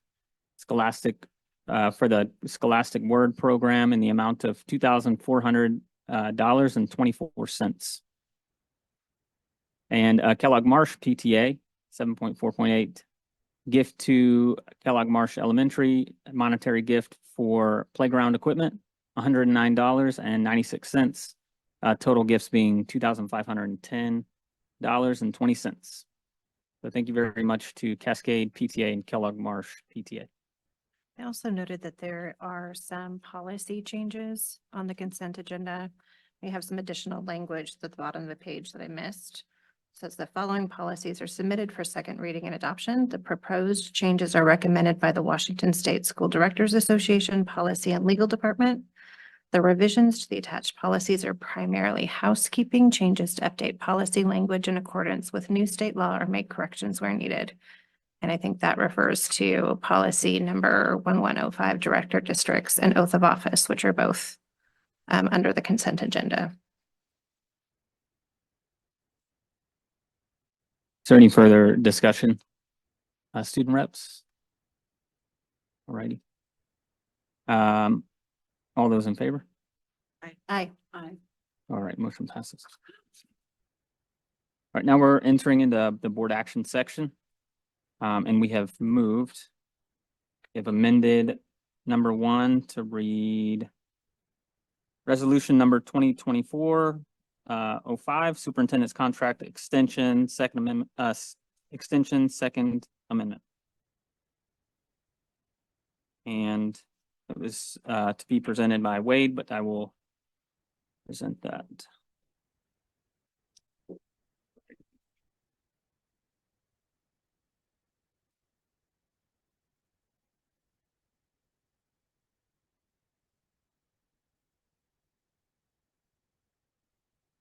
So resolution number 2024-05, superintendent's contract extension, second amendment agreement. So the background is annually, the board of directors pursuant to section 3B of the contract by February 1st each year reviews the contract to consider whether a 3-year contract shall be awarded by extending the contract 1 additional year. All right, I'd like to take a motion on that action item.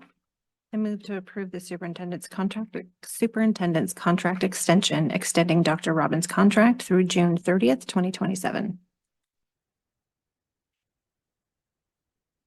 First, so this is the process for us to be able to have a discussion. So before we can even take action, whether we say nay or yay, we have to bring that motion into action. Okay, so there was a motion. Is there a second? I'll second. All right, a motion and a second. Any discussion? I would like to have some discussion, after hearing all the MEA and the SEIU. And, I don't believe we heard any, families here tonight, except for this gentleman right here. And then SEIU, MEA, parents.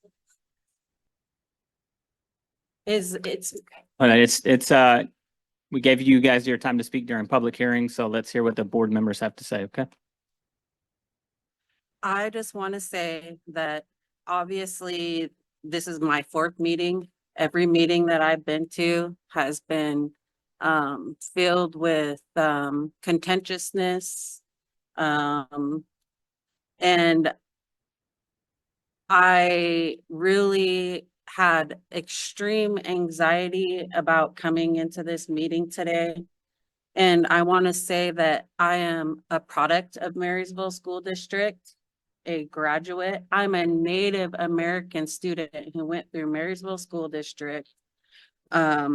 My son went through Marysville School District. I also worked for this school district for 10 years. And I want to say all day I've thought about this, and I feel that this school district has failed kids of demographics such as Native Americans when I was a student and when I was a staff. And I think that what I'm seeing is a lot of people not working together. And if an organization or a culture is to change, it takes the willingness to work together. And I want to say, Arden, thank you for that reminder of Panoke, because Panoke has been a mentor to me and helping me with my decision and my decision to run for this school board. And I just really want to make sure that everybody knows that it seems that if we're going to heal as a district, it's going to take working together. And I just see a lot of opposition. And I just want that to be noted. right, thank you. Any other discussion? Student reps? All right. If there's no further discussion, I'd like to entertain a vote. All those approve? But I was gonna say, I will have something to say on Okay. this one. You know, and I appreciate your comments, because I've been on the board for a year and it's other than passing the levy shortly thereafter, I think some of the frustration started. And my kids are products of the Marysville School District. We have had a wonderful experience. I'll be the first one to tell you, we've had amazing teachers who've invested in our kids. And unfortunately, that's not the experience of all of our families. And I was struck today in particular by one of the several emails in my inbox. Well done. Quite a campaign that's been undertaken here. But it was a family that moved from Marysville in 2019 because they were frustrated with the way the district was managed. And one of the things that was in the letter here from the Tulalip tribes is that we have struggled for a while as a district. And our community has asked for change, and they've asked for change for a long time. And Dr. Robbins was hired to bring that change, and in part because of his record of transforming schools. And we've asked him to do things differently. He walked into an exceptionally difficult situation, not only navigating a district in financial crisis, but the hiring of a new district leadership team. And I want to acknowledge that it's a period of substantial change, and that's hard. But we've had at least 3, if not 4 superintendents in the last 4 years. And I wonder what the benefit is of continuing that ongoing instability, right? I think it's a time where we need to, as Eliza mentioned, work together towards change. I'm not sure that, you know, ongoing instability is something that's going to serve our kids. And I appreciate the focus that Dr. Robbins has on improving academic outcomes for all of our kids. So because of that, and I think he's shown that he's committed to doing the work to help all of our students succeed, I will support the contract extension. I guess I'll speak too, if you're done. I'm done. Okay. I was gonna save this for later. I'm also a graduate of Marysville, a class of 92. My husband, both of our children, who both went on to get college degrees. They had fantastic educations here. They had amazing teachers. My mother graduated from Marysville in 1965, and my grandparents both went to Marysville and graduated in the 40s. I have a very deep commitment to this school district, very deep. So this is tough. And I took this on knowing it would be tough. And also knowing all the unhappiness that people have. And like Kristen said, we need change. And Dr. Robbins is doing that. It's not comfortable. Okay. It's not comfortable. And he's seeing a lot of issues that we have going on, and he's working on it. And I don't think you can make change in a year. I think that some of these changes need more time. And we've also heard from community members that are asking us to give him more time. So. Hold on. Okay, 1 second. Okay, so we gave you guys, hold on. We gave you guys 45 minutes. We didn't interrupt. We allowed applause, which wasn't typical. A few board members back. So we've given you time. Let's hear the board members. Okay. So when we went through the process of whether we were going to renew, he asked us to grade him on all standards that we can grade him on. We don't have to. He's done a lot of good. He is in the schools. We've seen him in the schools. He gives us weekly updates to let us know what's going on. And we just have evidence of this. I know that it's not always visual to everybody in the room, but we are getting a lot of feedback from people and the progress that's being made. And the fact that his focus is on academics is huge in Marysville. He wants to focus on the data, and that's what we need. That's what we haven't had. So that's all I want to say. All right, thank you. So is there any further discussion? All right. No. Okay.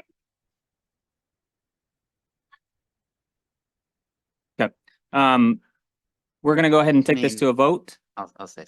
Okay, go ahead. I mean, it's not like if you, I just want to say this, it's not like if you vote against it, he'll be gone and that will create instability. We can still renew him. We have 2 more years to renew him. So it's not like it would immediately.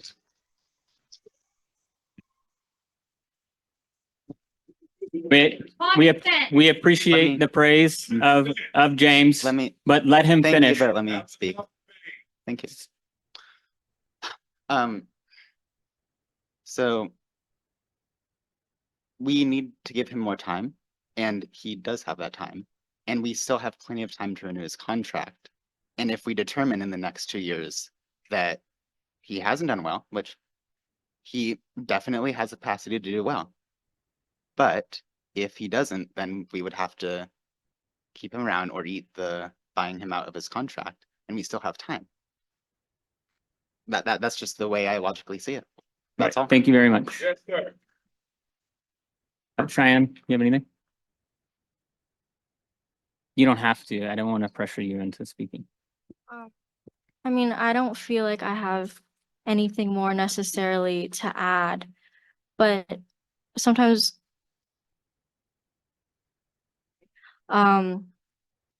we have to remember that the solution goes many different ways.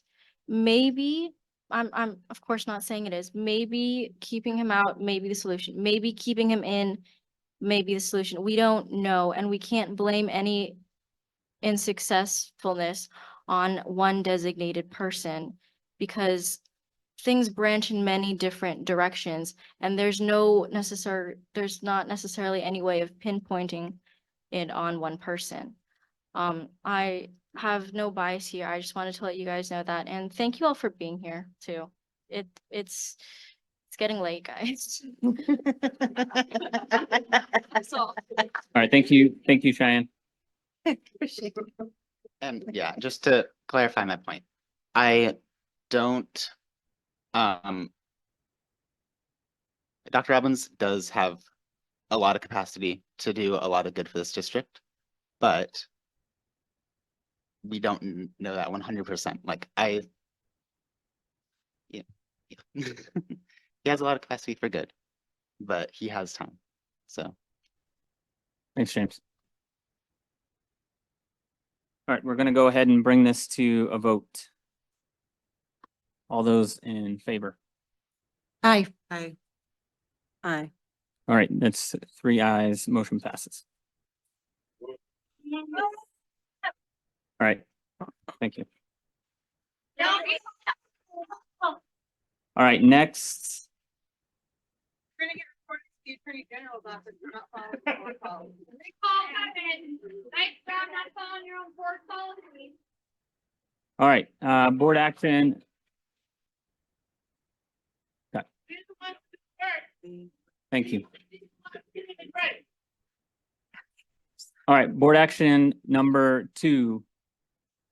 New course proposals for 2024-25 course catalog for MS high school. Sessions at all? Generally haven't, but we could potentially. I just need a breath. Go ahead. Are we good? Let's power through. Okay.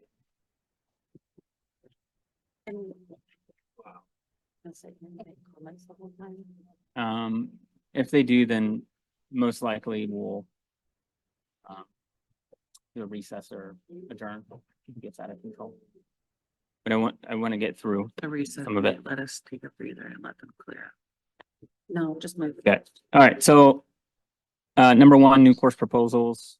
Director Melissa. Melissa. Hi, I'm sorry. it's okay. I got the last name. It's my Right, yeah. husband's fault.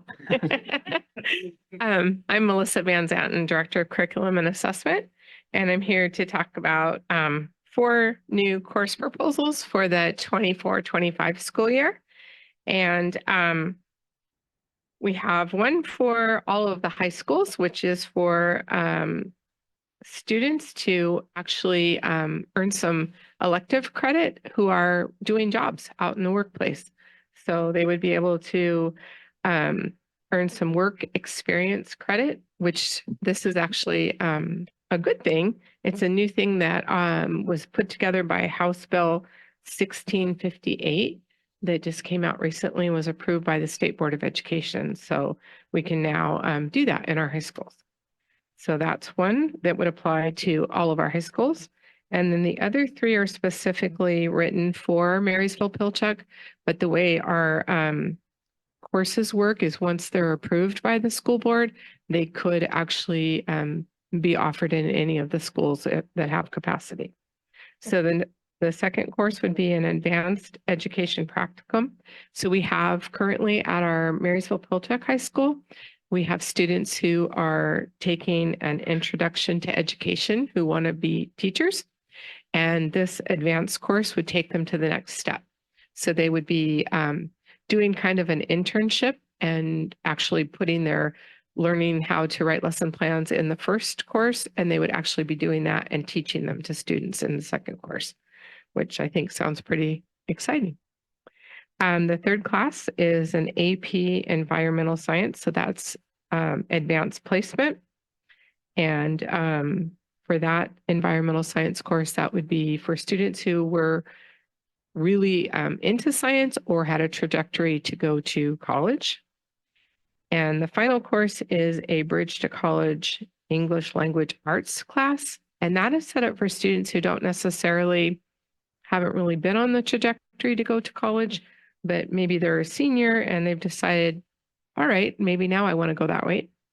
And if they maybe haven't done well on the state Smarter Balance test, or maybe haven't taken all their English credits, they could take this course and it would prepare them for taking college English classes. And if they score high enough in that class, they could actually take a test at the end of the course that would get them to the point they don't have to take an entrance exam to get into the class. Do you have any questions? Very much. I think it says here under fiscal impacts that one course has suggested if there's a fee, a school level grant will cover the cost. So this will be completely covered by grants. Is that correct?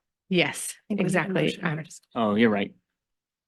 So I will move to approve all 4 course proposals effective for the 2024-2025 school year. All right. Is there a second? I'll second. All right. Sorry. Oh, you're fine. All right. So it's covered by grants. Any other discussion? I have a question. I know there was talk about having more of the tribal students get into education. Is there a possibility this could be extended to reach those students too? Absolutely. For the advanced education practicum. Well, it's going to be held starting at Marysville-Pilchuck just because that's where they have the introduction to education course there. So they have a large population of students who are tribal members, but once the course is approved, it can be offered in any one of our schools. But right now the program is set up to be at MP. Okay. But it doesn't mean it couldn't be creatively placed in other locations. Correct me if I'm wrong, but this is integrated with the Early Learning Center at MP, right? Absolutely. You're exactly right. So that gives students like hands-on experience with taking care of young kids and yeah. Exactly. We were talking, the person who's presenting this is Director Ryan Beatty, and he's with CTE. And we were talking about even having For example, if it was at another high school, if it were close, like if I'm thinking of the Tulalip campus and they were close to QCT, they could go over there and work with students there as well. there any further discussion? All right. Take a vote. All those in favor? Aye. Motion passes. Thank you. Thank you. very much. Next up, Public School Employees PSE of Marysville 2-year collective bargaining agreement. Dr. Alvin. That would be me. Nice to see you. Directors, good we're well into the evening. Good night, right? So at long last, this is a weather delay. We had hoped to get here before. I am joined by the members of Public School Employees, better known as PSC. Contract is settled. I will say this. Labor management, we have issues, right? We go up and down with our relationships. I am happy to say PSC, SEIU, and MEA, we continue to work on it. And while we have our differences here at meetings, we do continue to work on it. So PSC, thank you. We got over, we had a good time doing this one. The relationship is good. It's strong. We'll continue to work on our relationships with labor management. I'm happy to say we're up here and we're here, and we do endure, and we will continue to endure and work on improving relationships. So, having said that, I recommend that we approve a 2-year collective bargaining agreement for Marysville Public School employees. All right. I'll entertain a motion.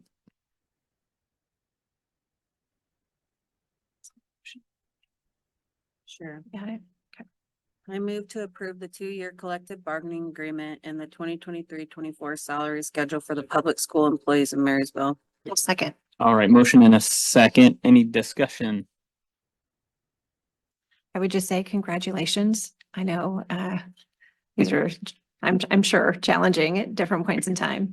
And I would just ask are there any other highlights that you wanted to share with us just in terms of major changes or impacts? Oh, not major. We did a lot of cleaning up the language. Okay.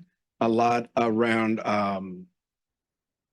cleaning up the language to make sure it's beneficial for our employees and for the district, and that we can find some type of mutual agreement, which, for lack of better words, was cool. It was cool for us to sit down and do that and work on it. I mean, there are other areas that we've agreed to work on now that the contract is settled, but I mean, those can be taken up in other labor management meetings. So that, yeah. And when I stood up and said we are continuing to work on, I didn't go in depth as far as if it's job descriptions or other languages or any other areas that would benefit the district and our employees. We have already committed to working on that, you know. So it's actually, we're in a good spot. I'll knock on wood for that, right? If not, they will definitely pull me aside and say we're not. And they're smiling, so that's nice. It's good. I mean, SEIU was up. We were smiling, right? These guys were in the back. I mean, we get I'm ready. sure there was a whole lot of not smiling also. Well, then, listen, when I stood up and said we have our ups and downs, it's ebbs and flows. There's a lot of not smiling. There's a lot of smiling. I'm happy to say that we have bargaining units that are committed to working on it. Everyone stood up and said that. MEA said it. SEIU says it. PSC will say it. And there are days we don't agree. That's fine, but we're committed to making it work. And that's the beauty of this. We endure, right? We endure. Thank you very much. Any other discussion? Student reps? All right, no further discussion. I'll entertain a vote. All those in favor? Aye. All right, motion passes. Thank you. Thank you very much. Thank you. Yep. All right, next on the agenda is NWESD Open Doors OSSI Continuous Improvement State Grant Contract, and that's presented by Director Walker, Bonnie Walker. Yes, thank you. And hello, board and Superintendent Robbins. I am here to ask for your approval for a contract between us and the Northwest ESD specifically, that's our Open Doors program that takes place on the Totem Middle School campus. They received this year an OSSI grant specifically for graduation rate. In other words, to get more students graduated. The overall grant was, well, I'm going to guess it was about 52,000, but this specific part of that grant is going to be used towards summer school. So this 18,000 they've contracted to continue to use the space, have the personnel there, and they will continue their work through the summer in order to get those students through the finish line. All right, thank you. I'd like to entertain a motion.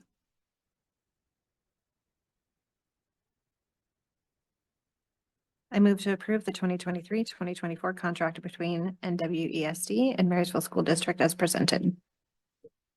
Second. All right, a motion and a second. Any discussion?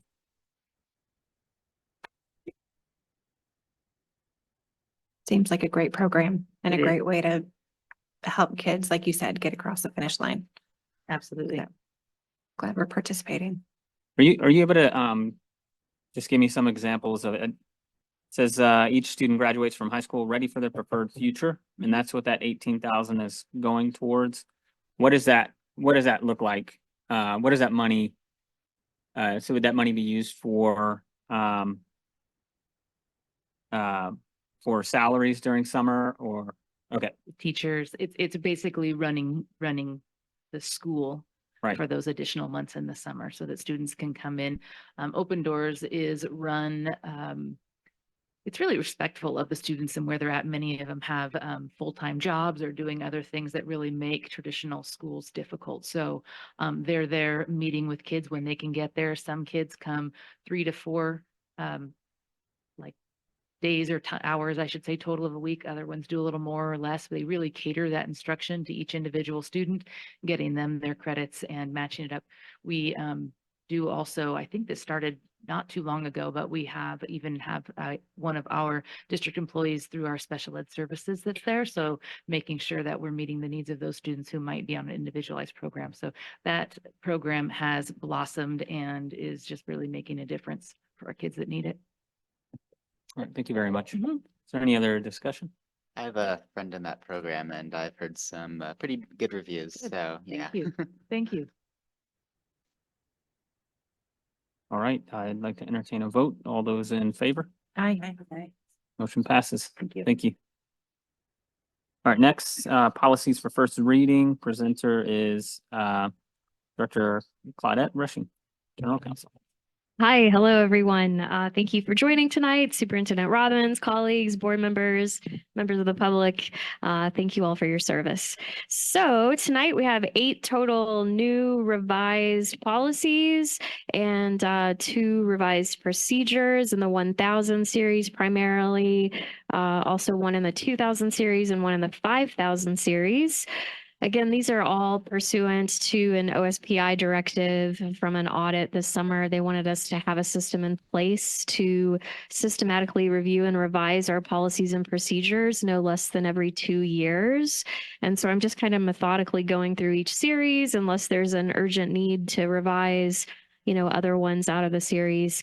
So for example, some of the highlights, if you're interested, the 5000 series, our director of transportation actually recommended the revisions to 5202, which I think are fascinating and amazing and can talk to them some if you'd like, but it's a revision to our Federal Motor Carrier Safety Administration mandated drug and alcohol testing policy.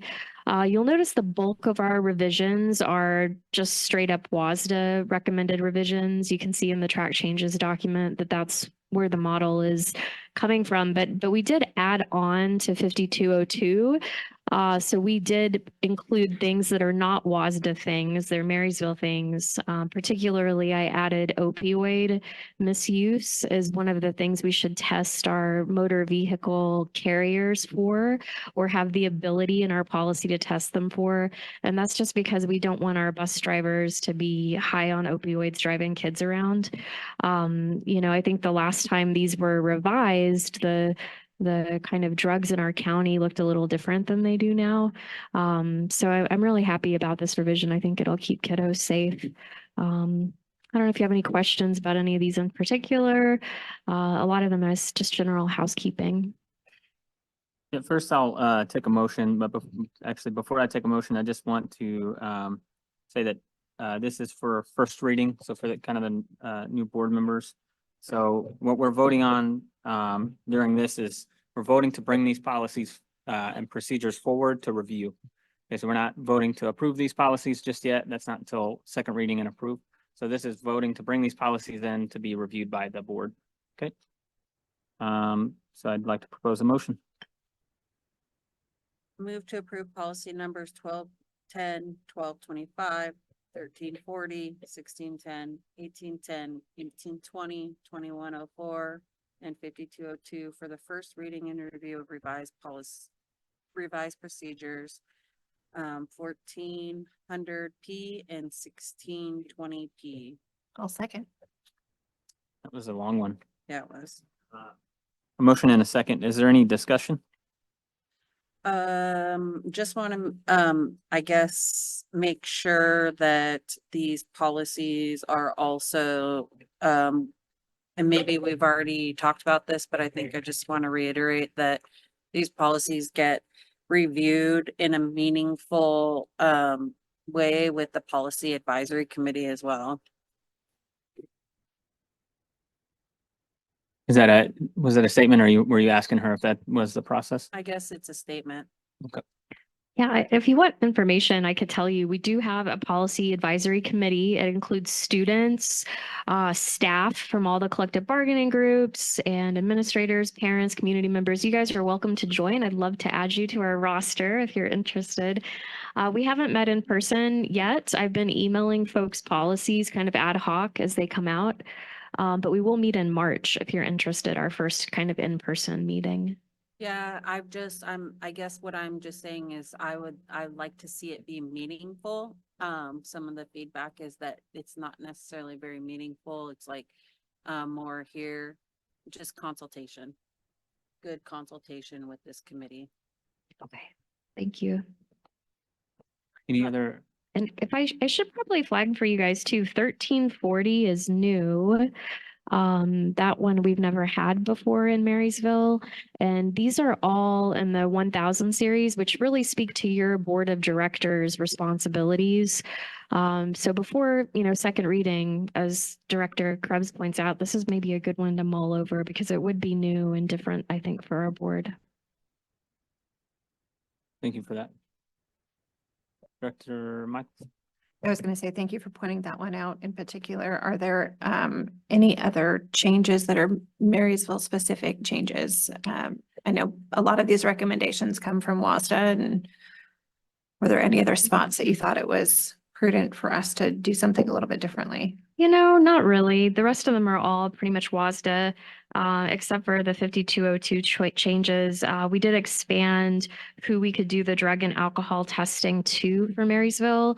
WASDA just has it in a narrow category of drivers with a certain commercial driver's license, but our communications director recommended expanding it and being able to test for drugs, alcohol, or opioid misuse with all of our district drivers. So for example, if you're driving a van that has special education children or McKinney-Vento children, you may not have that commercial license. You might only have like 2 kids in your vehicle, but we still don't really want you high while you're driving them around.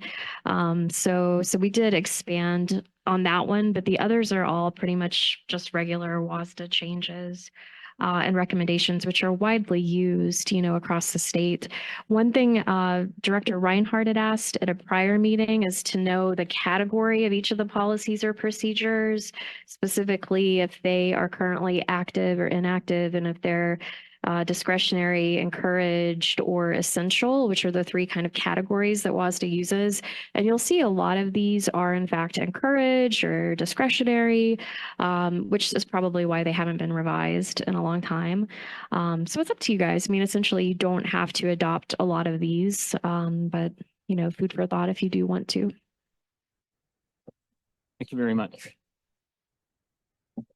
Any further discussion? All right, no further discussion. I'd like to entertain a vote. All those in favor? Aye. Aye. All right, thank you very much. Thanks for your leadership, guys. Have a good night. Thank you, you too. All right, next, new turf fields for MPHS and MGHS. Dr. Lisa Gonzalez. Oh. It's you again. Well, Dr. Gonzalez was going to present, but I kind of stole her thunder earlier with my department update. So she said I could come back up here and finish what I started. Nice. Okay. That's how I interpreted it anyway. So I'm Greg Dennis. I'm the facilities director for the school district. I bring before you tonight a situation report. As discussed earlier, both of our turf fields have reached end of life at Marysville Pilchuck and Marysville Getchell. Both are due for replacement a couple of years ago. This is the last year we can get away with not doing it.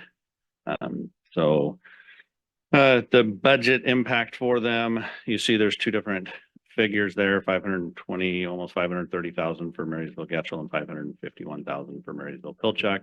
That's because the size of the grass area outside of the playing field. Marysville Pilchuck has a bigger, the rounds on the ends of the field because of track and field events and whatnot. And so that's why you see a difference in price on those two. So it is our recommendation to approve purchase orders 147-304-7575 and 254-305-4501 to Field Turf USA for the combined total of $1,080,573.98. You'll notice those two PO numbers are different. One that starts with a 2 is coming out of the capital projects account. The one that starts with a 1 is coming out of our general fund capital outlay account. Thank you very much. I'd like to entertain a motion.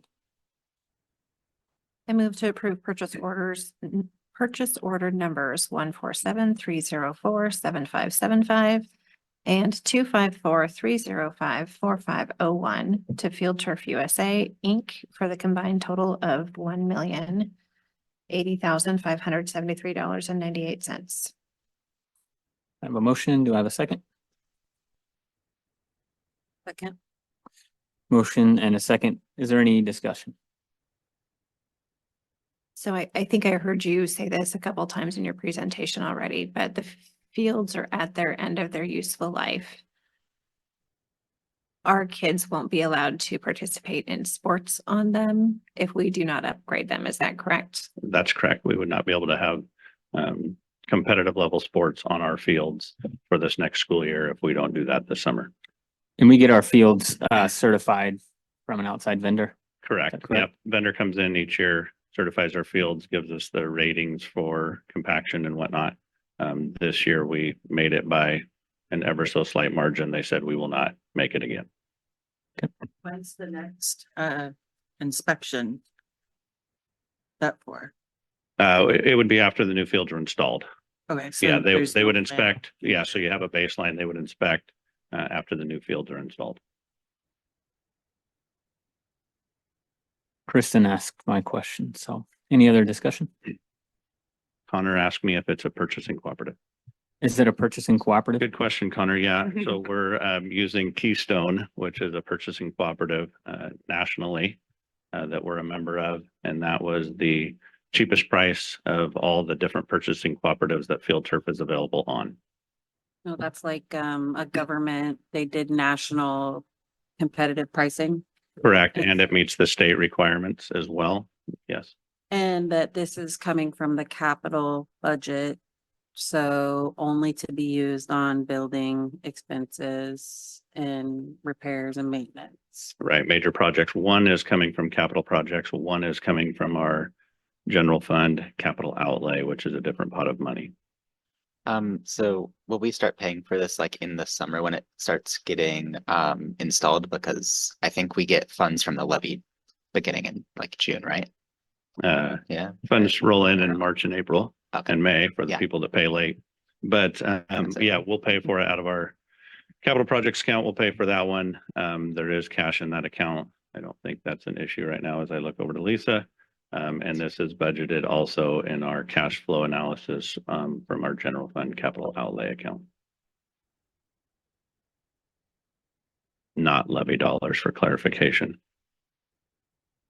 Thank you very much. Any other discussion? All right, no further discussion. I'd like to entertain a vote. All those for? Aye. Aye. All right, motion passes. Thank you, board. Thank you, Greg. Or Lisa, whichever one. All right. Next, resolution, number 2024 TAC 04, General Fund Emergency Apportionment Advance. Director Greg, oh wait, Lisa? Sorry. Thank you very much, board members, Superintendent Robbins, district leadership team, colleagues that are here in the room. So there's two resolutions that we're bringing forward to you tonight. The first one is a general fund apportionment advance. If you remember in November, we brought you a general fund apportionment advance request. It was an emergency request at the behest of the Office of the Superintendent of Public Instruction in order to address our binding conditions. That was declined at the state level. So we've been working with them on our cash flow, and we are bringing a revised one forward for $600,000. What has changed in the last week is that the numbers that we were originally going to bring you showed that we only had a cash flow issue in the month of June. When we took a look at some of our finances a little over a week ago, what we've determined is because our apportionment changed and we had gone through the calculator and had multiple staff members looking what those numbers were going to be, the apportionment came in lower than we expected. Our accounts payable came in higher than we expected, and our district deposits came in lower than expected. So now we're actually facing cash flow issues as of right now in the months of February, March, and then again in June. So what we're doing is we are making a request for an emergency advance for $600,000. It's going to take care of us February through March, and then we will continue to adjust our cash flow as we do multiple times a month. When we get more indicators and more concrete information, we do go back and we change that internally. So as you can see here on the resolution, what you'll see is the disbursements. You'll see how those are nice round numbers, and those are estimates for all of those months. You'll see that the investment balance is pretty much the same, some nice round numbers that as soon as we get actual numbers, we will fill in there. But this will take care of us for the first couple of months that we have those shortages. And then by June, it will be our responsibility to go back and identify other ways that we can make reductions, because we don't have to pay the money back. We will not get that money in June, and that's what the difference is. All right, thank you very much. I'd like to entertain a motion. I move to adopt resolution number 2024-04, general fund petition for emergency apportionment advance as presented. I'll second. All right, motion and a second. Is there any discussion?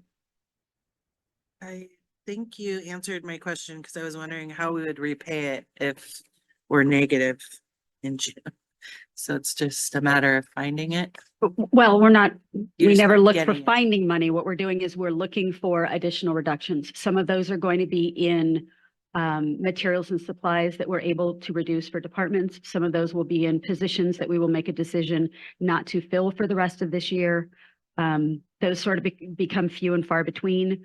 We are going back to make sure that encumbrances that we have with purchase orders, we will be closing, which means it frees up funds that can be used in departments that we can then reduce. And sometimes, and this did just happen, there are times when we will go to some of our creditors, especially some of our larger ones that we owe money to, and ask them for a delay of a month. Because what you can see on this chart that's here is the issue is in June, and then it should nicely resolve itself in July. That's because of the apportionment changes that come in month to month, and some of the ways that some of our payroll expenses come in as well.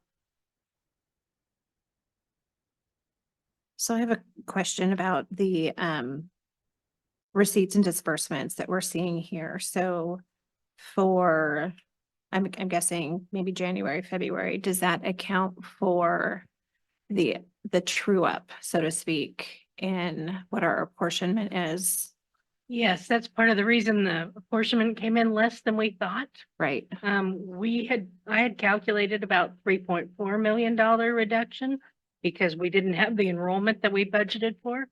So essentially what you're talking about is September, October, November, and December. We get apportionment based on how much we budgeted. Right. And in January, they true it up to what it actually is. Right. They took more than $3.4 million. Okay. Some of that was from other funds and such, but we kind of had the perfect storm with less money coming in and more money going out. So that reduction, first of all, we get less for January to August based on our actual numbers. And then we get a reduced amount because we got additional money September, October, November, December. And then we also need to plan in there for a reduction of that $600,000 that we're borrowing now. Exactly. Am I following you? Okay. And in the meantime, hope that it doesn't get cold again, so we have some savings in utilities. And then help me understand February, because February looks like it's a little bit of an outlier in terms of disbursements. February is the second semester, the start of second semester, and we tend to spend a little bit more money from the first semester finishing up and the second semester starting. Okay. And then the rest of the disbursements, just as you said, are kind of estimates on where we might be for the rest of the year. Okay. Yes.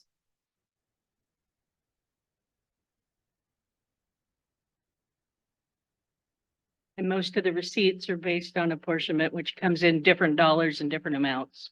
Right. For different months. Was that it, Director Michaels? Almost. Sorry, I had like the numbers. So then even with this advancement, do we have a challenge then in June as well? Sorry, and you may have covered this, but I just am seeing a big negative number. Okay. June is a challenge and we hope to have it all figured out soon. It's still kind of up in the air right now. Like I say, hope we don't have more cold weather. That'll help. Well, I certainly, I want you to have the tools that you tell us that you need. I want folks to get a paycheck. We're believing Mad at that- us now. They'd really be mad. We're believing that we can make payroll every month. If we have to, as Dr. Gonzalez says, we may have to do some fancy work with our accounts payable and paying our vendors. There's some that are more understanding than others, that if need be, we would be holding back paying them. Any other discussion? Student reps? No, I think, one of the things that, I guess making sure that we have really good, reports at each meeting when we have the, departmental reports would be nice so that we're always really in tune with what's happening with these numbers would be, my request. And I think we're going to cover a little bit of that in the next item. All right, if there's no further discussion. We'd like to pose a vote. All those in favor? Aye. All right, motion passes. Next is resolution 2024 tag 06, general fund budget restatement.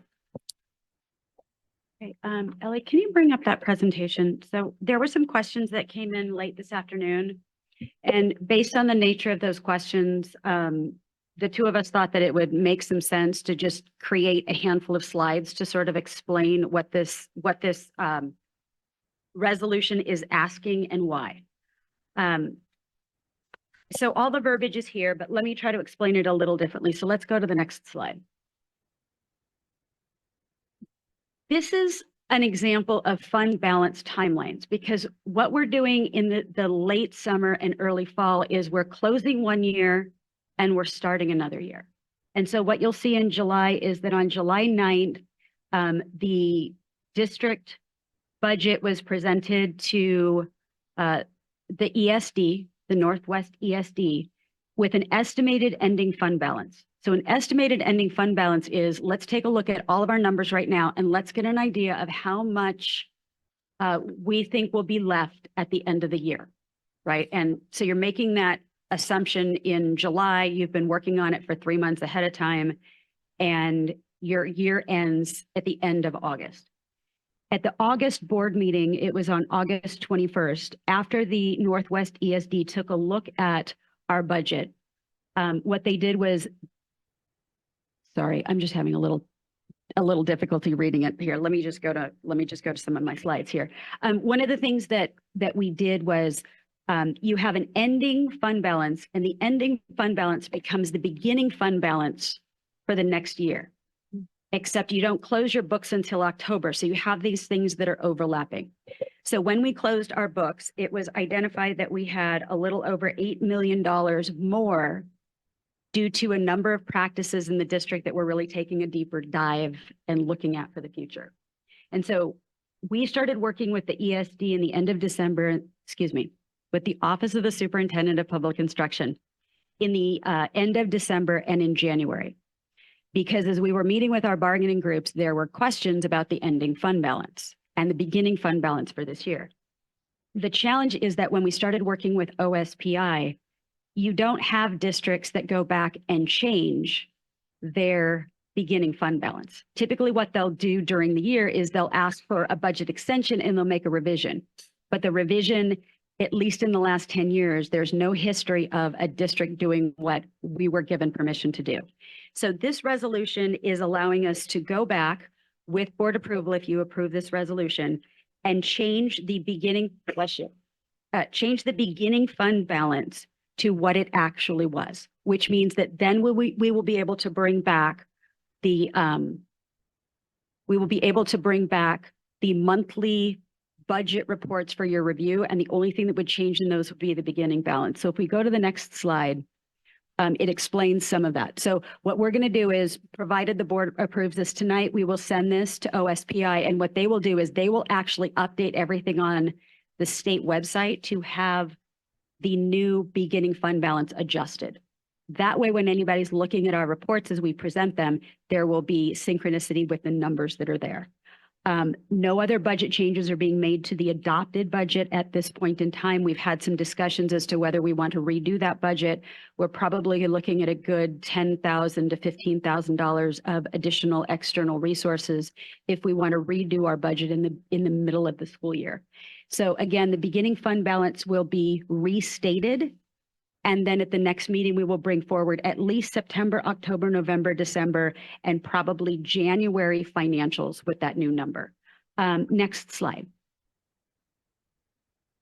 So the way that this is going to look in the reports is, you see the $9.8 million, you see the arrow that goes to it. And, I took the entire page because I never want to be, I don't want it to be suggested that we're cutting things out. So we put the entire page up there. This is what this is what the September financial report looked like had it been approved a few months ago. The next slide shows how we're going to take that number, the 9.8 million, and we're just going to slide it over into where you see the $1.4 million. So that's the change that we're bringing forward. So that $1.4 million is a correct number. It's actually what was in our budget, and that column is the budget. There's nothing wrong with that number. It just better represents our financial package to bring the 9.8 that we really had over. It also shows that we're better than what we thought we were going to be. So when the 9.8 comes over, we're no longer $17.5 million in the hole. We'll be about $8 million less than that. So about $9,500,000. And then if we go to the next slide, I know that there were some questions from the community, and I know that one of the board members asked about this. So this is a document that was shared at the budget meeting, because we wanted to see what our ending fund balance looked like in comparison to other school districts. And so what we did was we pulled the other school districts that are in our general area. We pulled other larger school districts to see what that's like. And for us, we have approximately 5.08% of our actual ending fund balances compared to our expenditures. And you can see that when you're looking at other districts, larger, smaller in our area, you can see that we're probably a little more on the middle to low side of what that really looks like. Some of those districts are much smaller, which is why, we have included them, but typically you're going to see smaller districts having a larger ending fund balance because they're going to keep more in their reserves than we are. So we thought that this was an interesting bit of information. There's something that's cut off right there on the very bottom, and it just explains EFB ending fund balance, BFB beginning fund balance. Happy to answer any questions you might have about this agenda item. All right, thank you. I'd like to entertain a motion. I move to approve resolution number 2024-06, general fund budget restatement as presented. All right, I have a motion. Do I have a second? Okay. All right, any discussion? Do you think this will result in more transparency in the numbers that people are wanting? It will for the beginning fund balance, absolutely. So, I'll let you go. yeah. What were the circumstances to why we have to do this when those other districts don't again? Or like We don't have to do it at all. Okay. It's in our mind, it presents our financial package better. It's more accurate, not really better, but it's more accurate than when we ended the year and started the new year, we had $9.8 million as opposed to the 1.4. So James, you started down my line of questioning, which is great. Thinking alike. So these other districts that have a differential in their ending fund balance from last year and their beginning fund balance from this year, typically they don't restate it. And it would show up, I think just want to make sure I'm checking my understanding here. Typically it would show up in your actuals for this current year. So if we didn't restate it, so at the end of November, at one of our meetings, you came to us and said, here's our end of year report. And we all celebrated that there was more money in there. It would show up on our monthly budget report in our actual expenditures on that side. Yes, that column would not change and is not changing. The only number that we want to change is the beginning fund balance in the budget column. Right. We want to change that. Why don't other districts change it? Just We asked OSPI to do this, and at first it took them a couple days to decide whether or not to do this. They did decide to do it in part because we're in binding conditions, because it would more accurately reflect our information. I think personally that most districts aren't under the scrutiny that we are right now. If you're not in binding conditions, people aren't looking at these things as closely. So it's very hard to figure exactly or even closely what your ending fund balance is going to be, even partway through the year, because you have so much activity going on. But I also want to let the board know that we're working with a lot of these school districts to look at their best practices, because a lot of what we're seeing, we've done for a very long time. And not to say that we've done anything that has been incorrect, but the practices that we've had in the past may no longer be serving us well. And so if there are things that we can learn from other school districts, we absolutely want to make as many changes as possible as we head into the budget development process for next year. So I think if there's a silver lining here, there's a couple of things. I'm certainly more grateful that we're not, that our finances look better than they did initially. That's great. And same with adopting best practices. I'm also really looking forward to the next meeting and all of the financial reports. I've been holding back, because I know there's been conversations with our labor partners and things getting sorted out, but I'll enjoy the deep dive into the numbers. I think what you said about other districts might not be looking as hard as we are into this because they're not in binding conditions. And I think another silver lining is I think it's a blessing for us that we're in binding conditions so that we are looking at these things and that we are implementing best practices going forward. So I do appreciate your work and trying to lay out finances to people who typically don't get into intricate finances and trying to lay it out and make it easy, for us to understand. So is there any other further discussion? All right, if there's no further discussion, I'd like to entertain a vote. All those in favor? Aye. Aye. All right, motion passes. Thank you.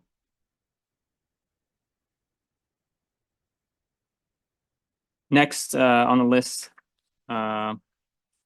is the Board of Directors Budget Standards, Values to Frame and Guide Budget Deliberations. And this was to be presented by President Reinhardt, but I will be presenting it.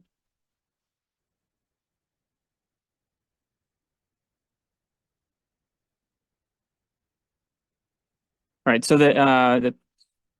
let's see here. One of the key responsibilities of the school board is to adopt the annual budget. In this work, the board is also responsible for approving financial recommendations brought forth by the superintendent or his or their designee. The budget standards guide the board members when considering all aspects of the school district's budget. And to read off kind of what those standards look like. So ensure so these are the values that we look at that guide our budget deliberations. Ensuring a safe learning and working environment for students and staff. Value the education of the whole child, including access to extracurricular activities, i.e. sports, music, drama clubs. Ensure that budget decisions are student-focused, practical, sustainable, and timely. Honor the taxpayers' investment in our schools and the district by maintaining facilities. Strive for competitive salaries to hire and retain highly qualified staff. Invest in curriculum materials to support and enhance student learning. Invest in programs that increase outcomes for students academically, socially, and emotionally. Continue to lobby for state funds and raise community awareness about funding for education. And when we say whole child, it says a whole child approach understands that students' education and life outcomes are dependent upon their access to safe and welcoming learning environments and rich learning experiences in and out of school. Each student is healthy, safe, engaged, supported, and challenged, and that is our goal within the Marysville School District. I'd like to entertain a motion.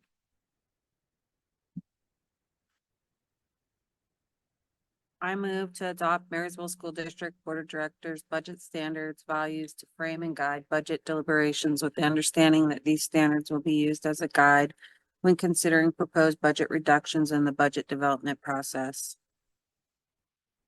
Second. The second is always the easiest when you have these long motions.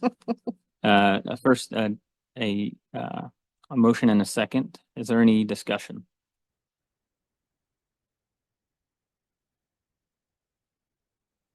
Hearing. Sorry. Here's one. So I just have a small just word change that we continue to advocate for state funds.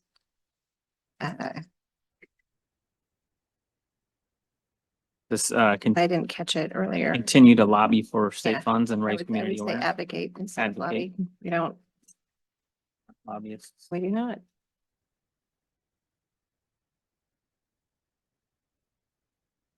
You want to amend? Yeah, a motion to amend. So I made an amendment, but I think I say, motion to approve or to amend the Board of Directors budget standards values to frame and guide budget deliberations to include proposed amendment in, it's not numbered. It isn't numbered. No, you have it. In the 8th bullet point. In the 8th, sure. Okay, at the 8th bullet point to include advocate and as opposed to lobby. All right, I have a motion. Do I have a second? Yeah. All right, all those in favor for the amendment? Aye. Aye. All right, amendment passes. Any more discussion before we vote on the approval of the document? All right, no further discussion. I'd entertain a vote. All those in favor? Aye. Aye. Motion passes. All right, K, follow-up items, work study dates, board meeting dates, and upcoming events. The next work study and regular session meeting is being held February 21st, 2024. Superintendent comments. Dr. Robbins, are you still on? Yes, sir. Can you hear me? Coming in quiet, but I can hear you. Thank you, Board of Directors, for your continued support. Academic improvement is paramount in our district, and I will continue to lead in ways that will improve academic outcomes for all students. Thank you, Executive Directors and Directors, for your continued hard work and commitment to the children and families of Marysville. Distinguished Board of Directors, I look forward to continuing to partner with our faculty, staff, families, and students to ensure all students succeed and that academics continue to improve in the Marysville School District. And that concludes my comments. All right, thank you very much, Dr. Robbins. And now we're into board comments, and I will start with you. I don't think I have anything to add. All right. Dr. Michaels. I think I'm in a similar situation. Nothing further to add at this time. A lot has been said tonight. Director Davis. AHLF, CIA, Eliza Davis, Seeds Dot. I just wanted to add that today was a long, hard meeting, and that I want to make sure that folks know that my commitment is to our kids, because our kids do deserve better. And that I hope that we, the folks who serve these children, will continue to seek and find ways to work together to develop a culture that is conducive to academic excellence and to equity. And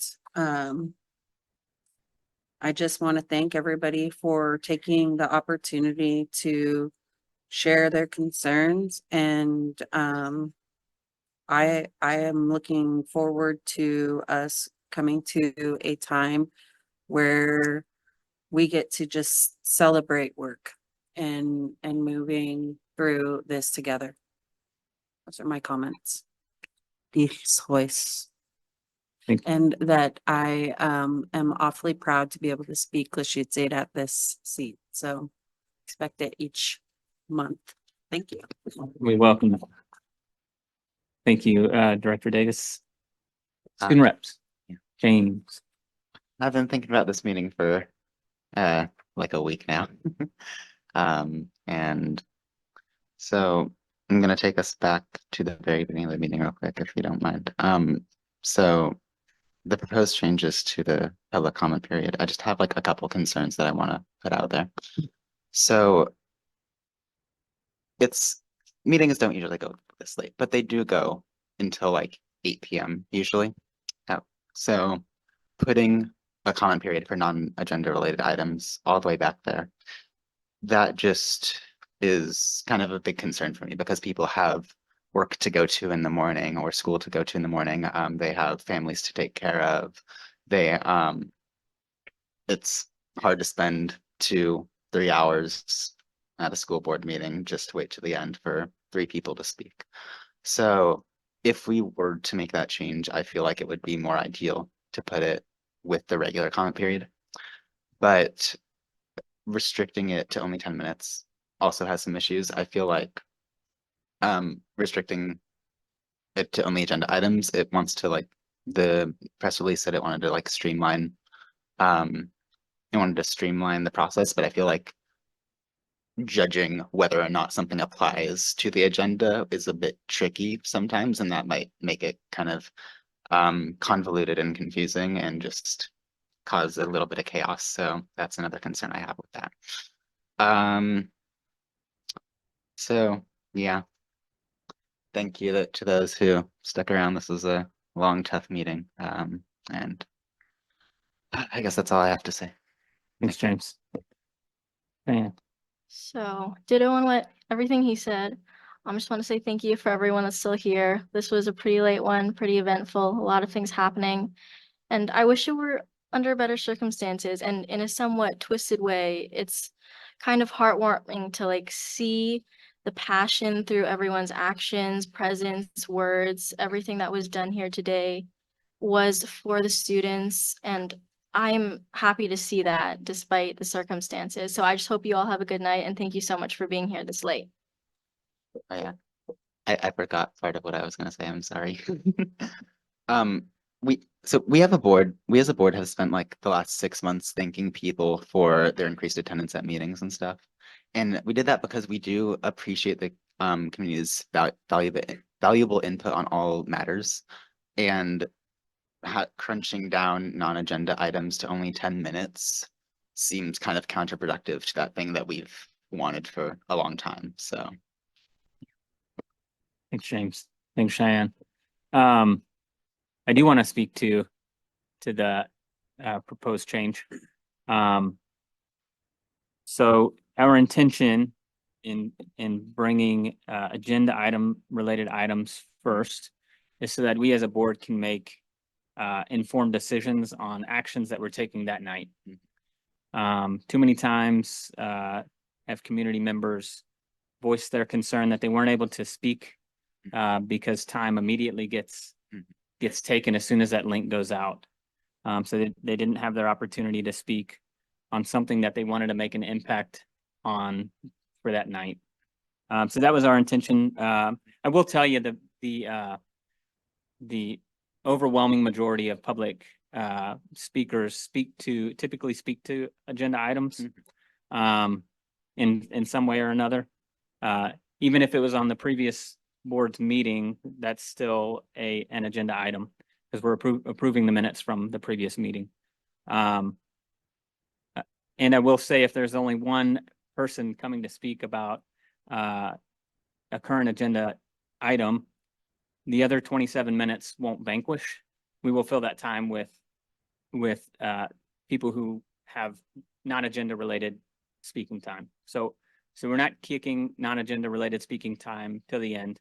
We're allowing 30 minutes at the beginning. We're prioritizing speakers who have current agenda items to speak to. And then if there are more personnel who need to speak, we have that additional 10 minutes at the end.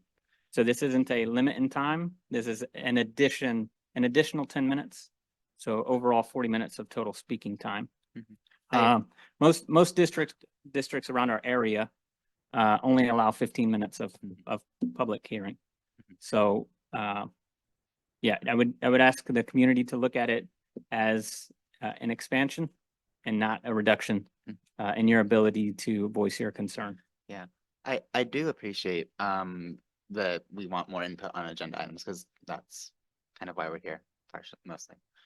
But I feel like adjusting it so maybe the additional time could be at the beginning of the meeting, so we don't have to like strand people that have to stay for the entire meeting, and also so it just doesn't break it up, and maybe balancing out 20 minutes reserved. I don't know, something like that, but I feel like the current one could have some adjustments made to it.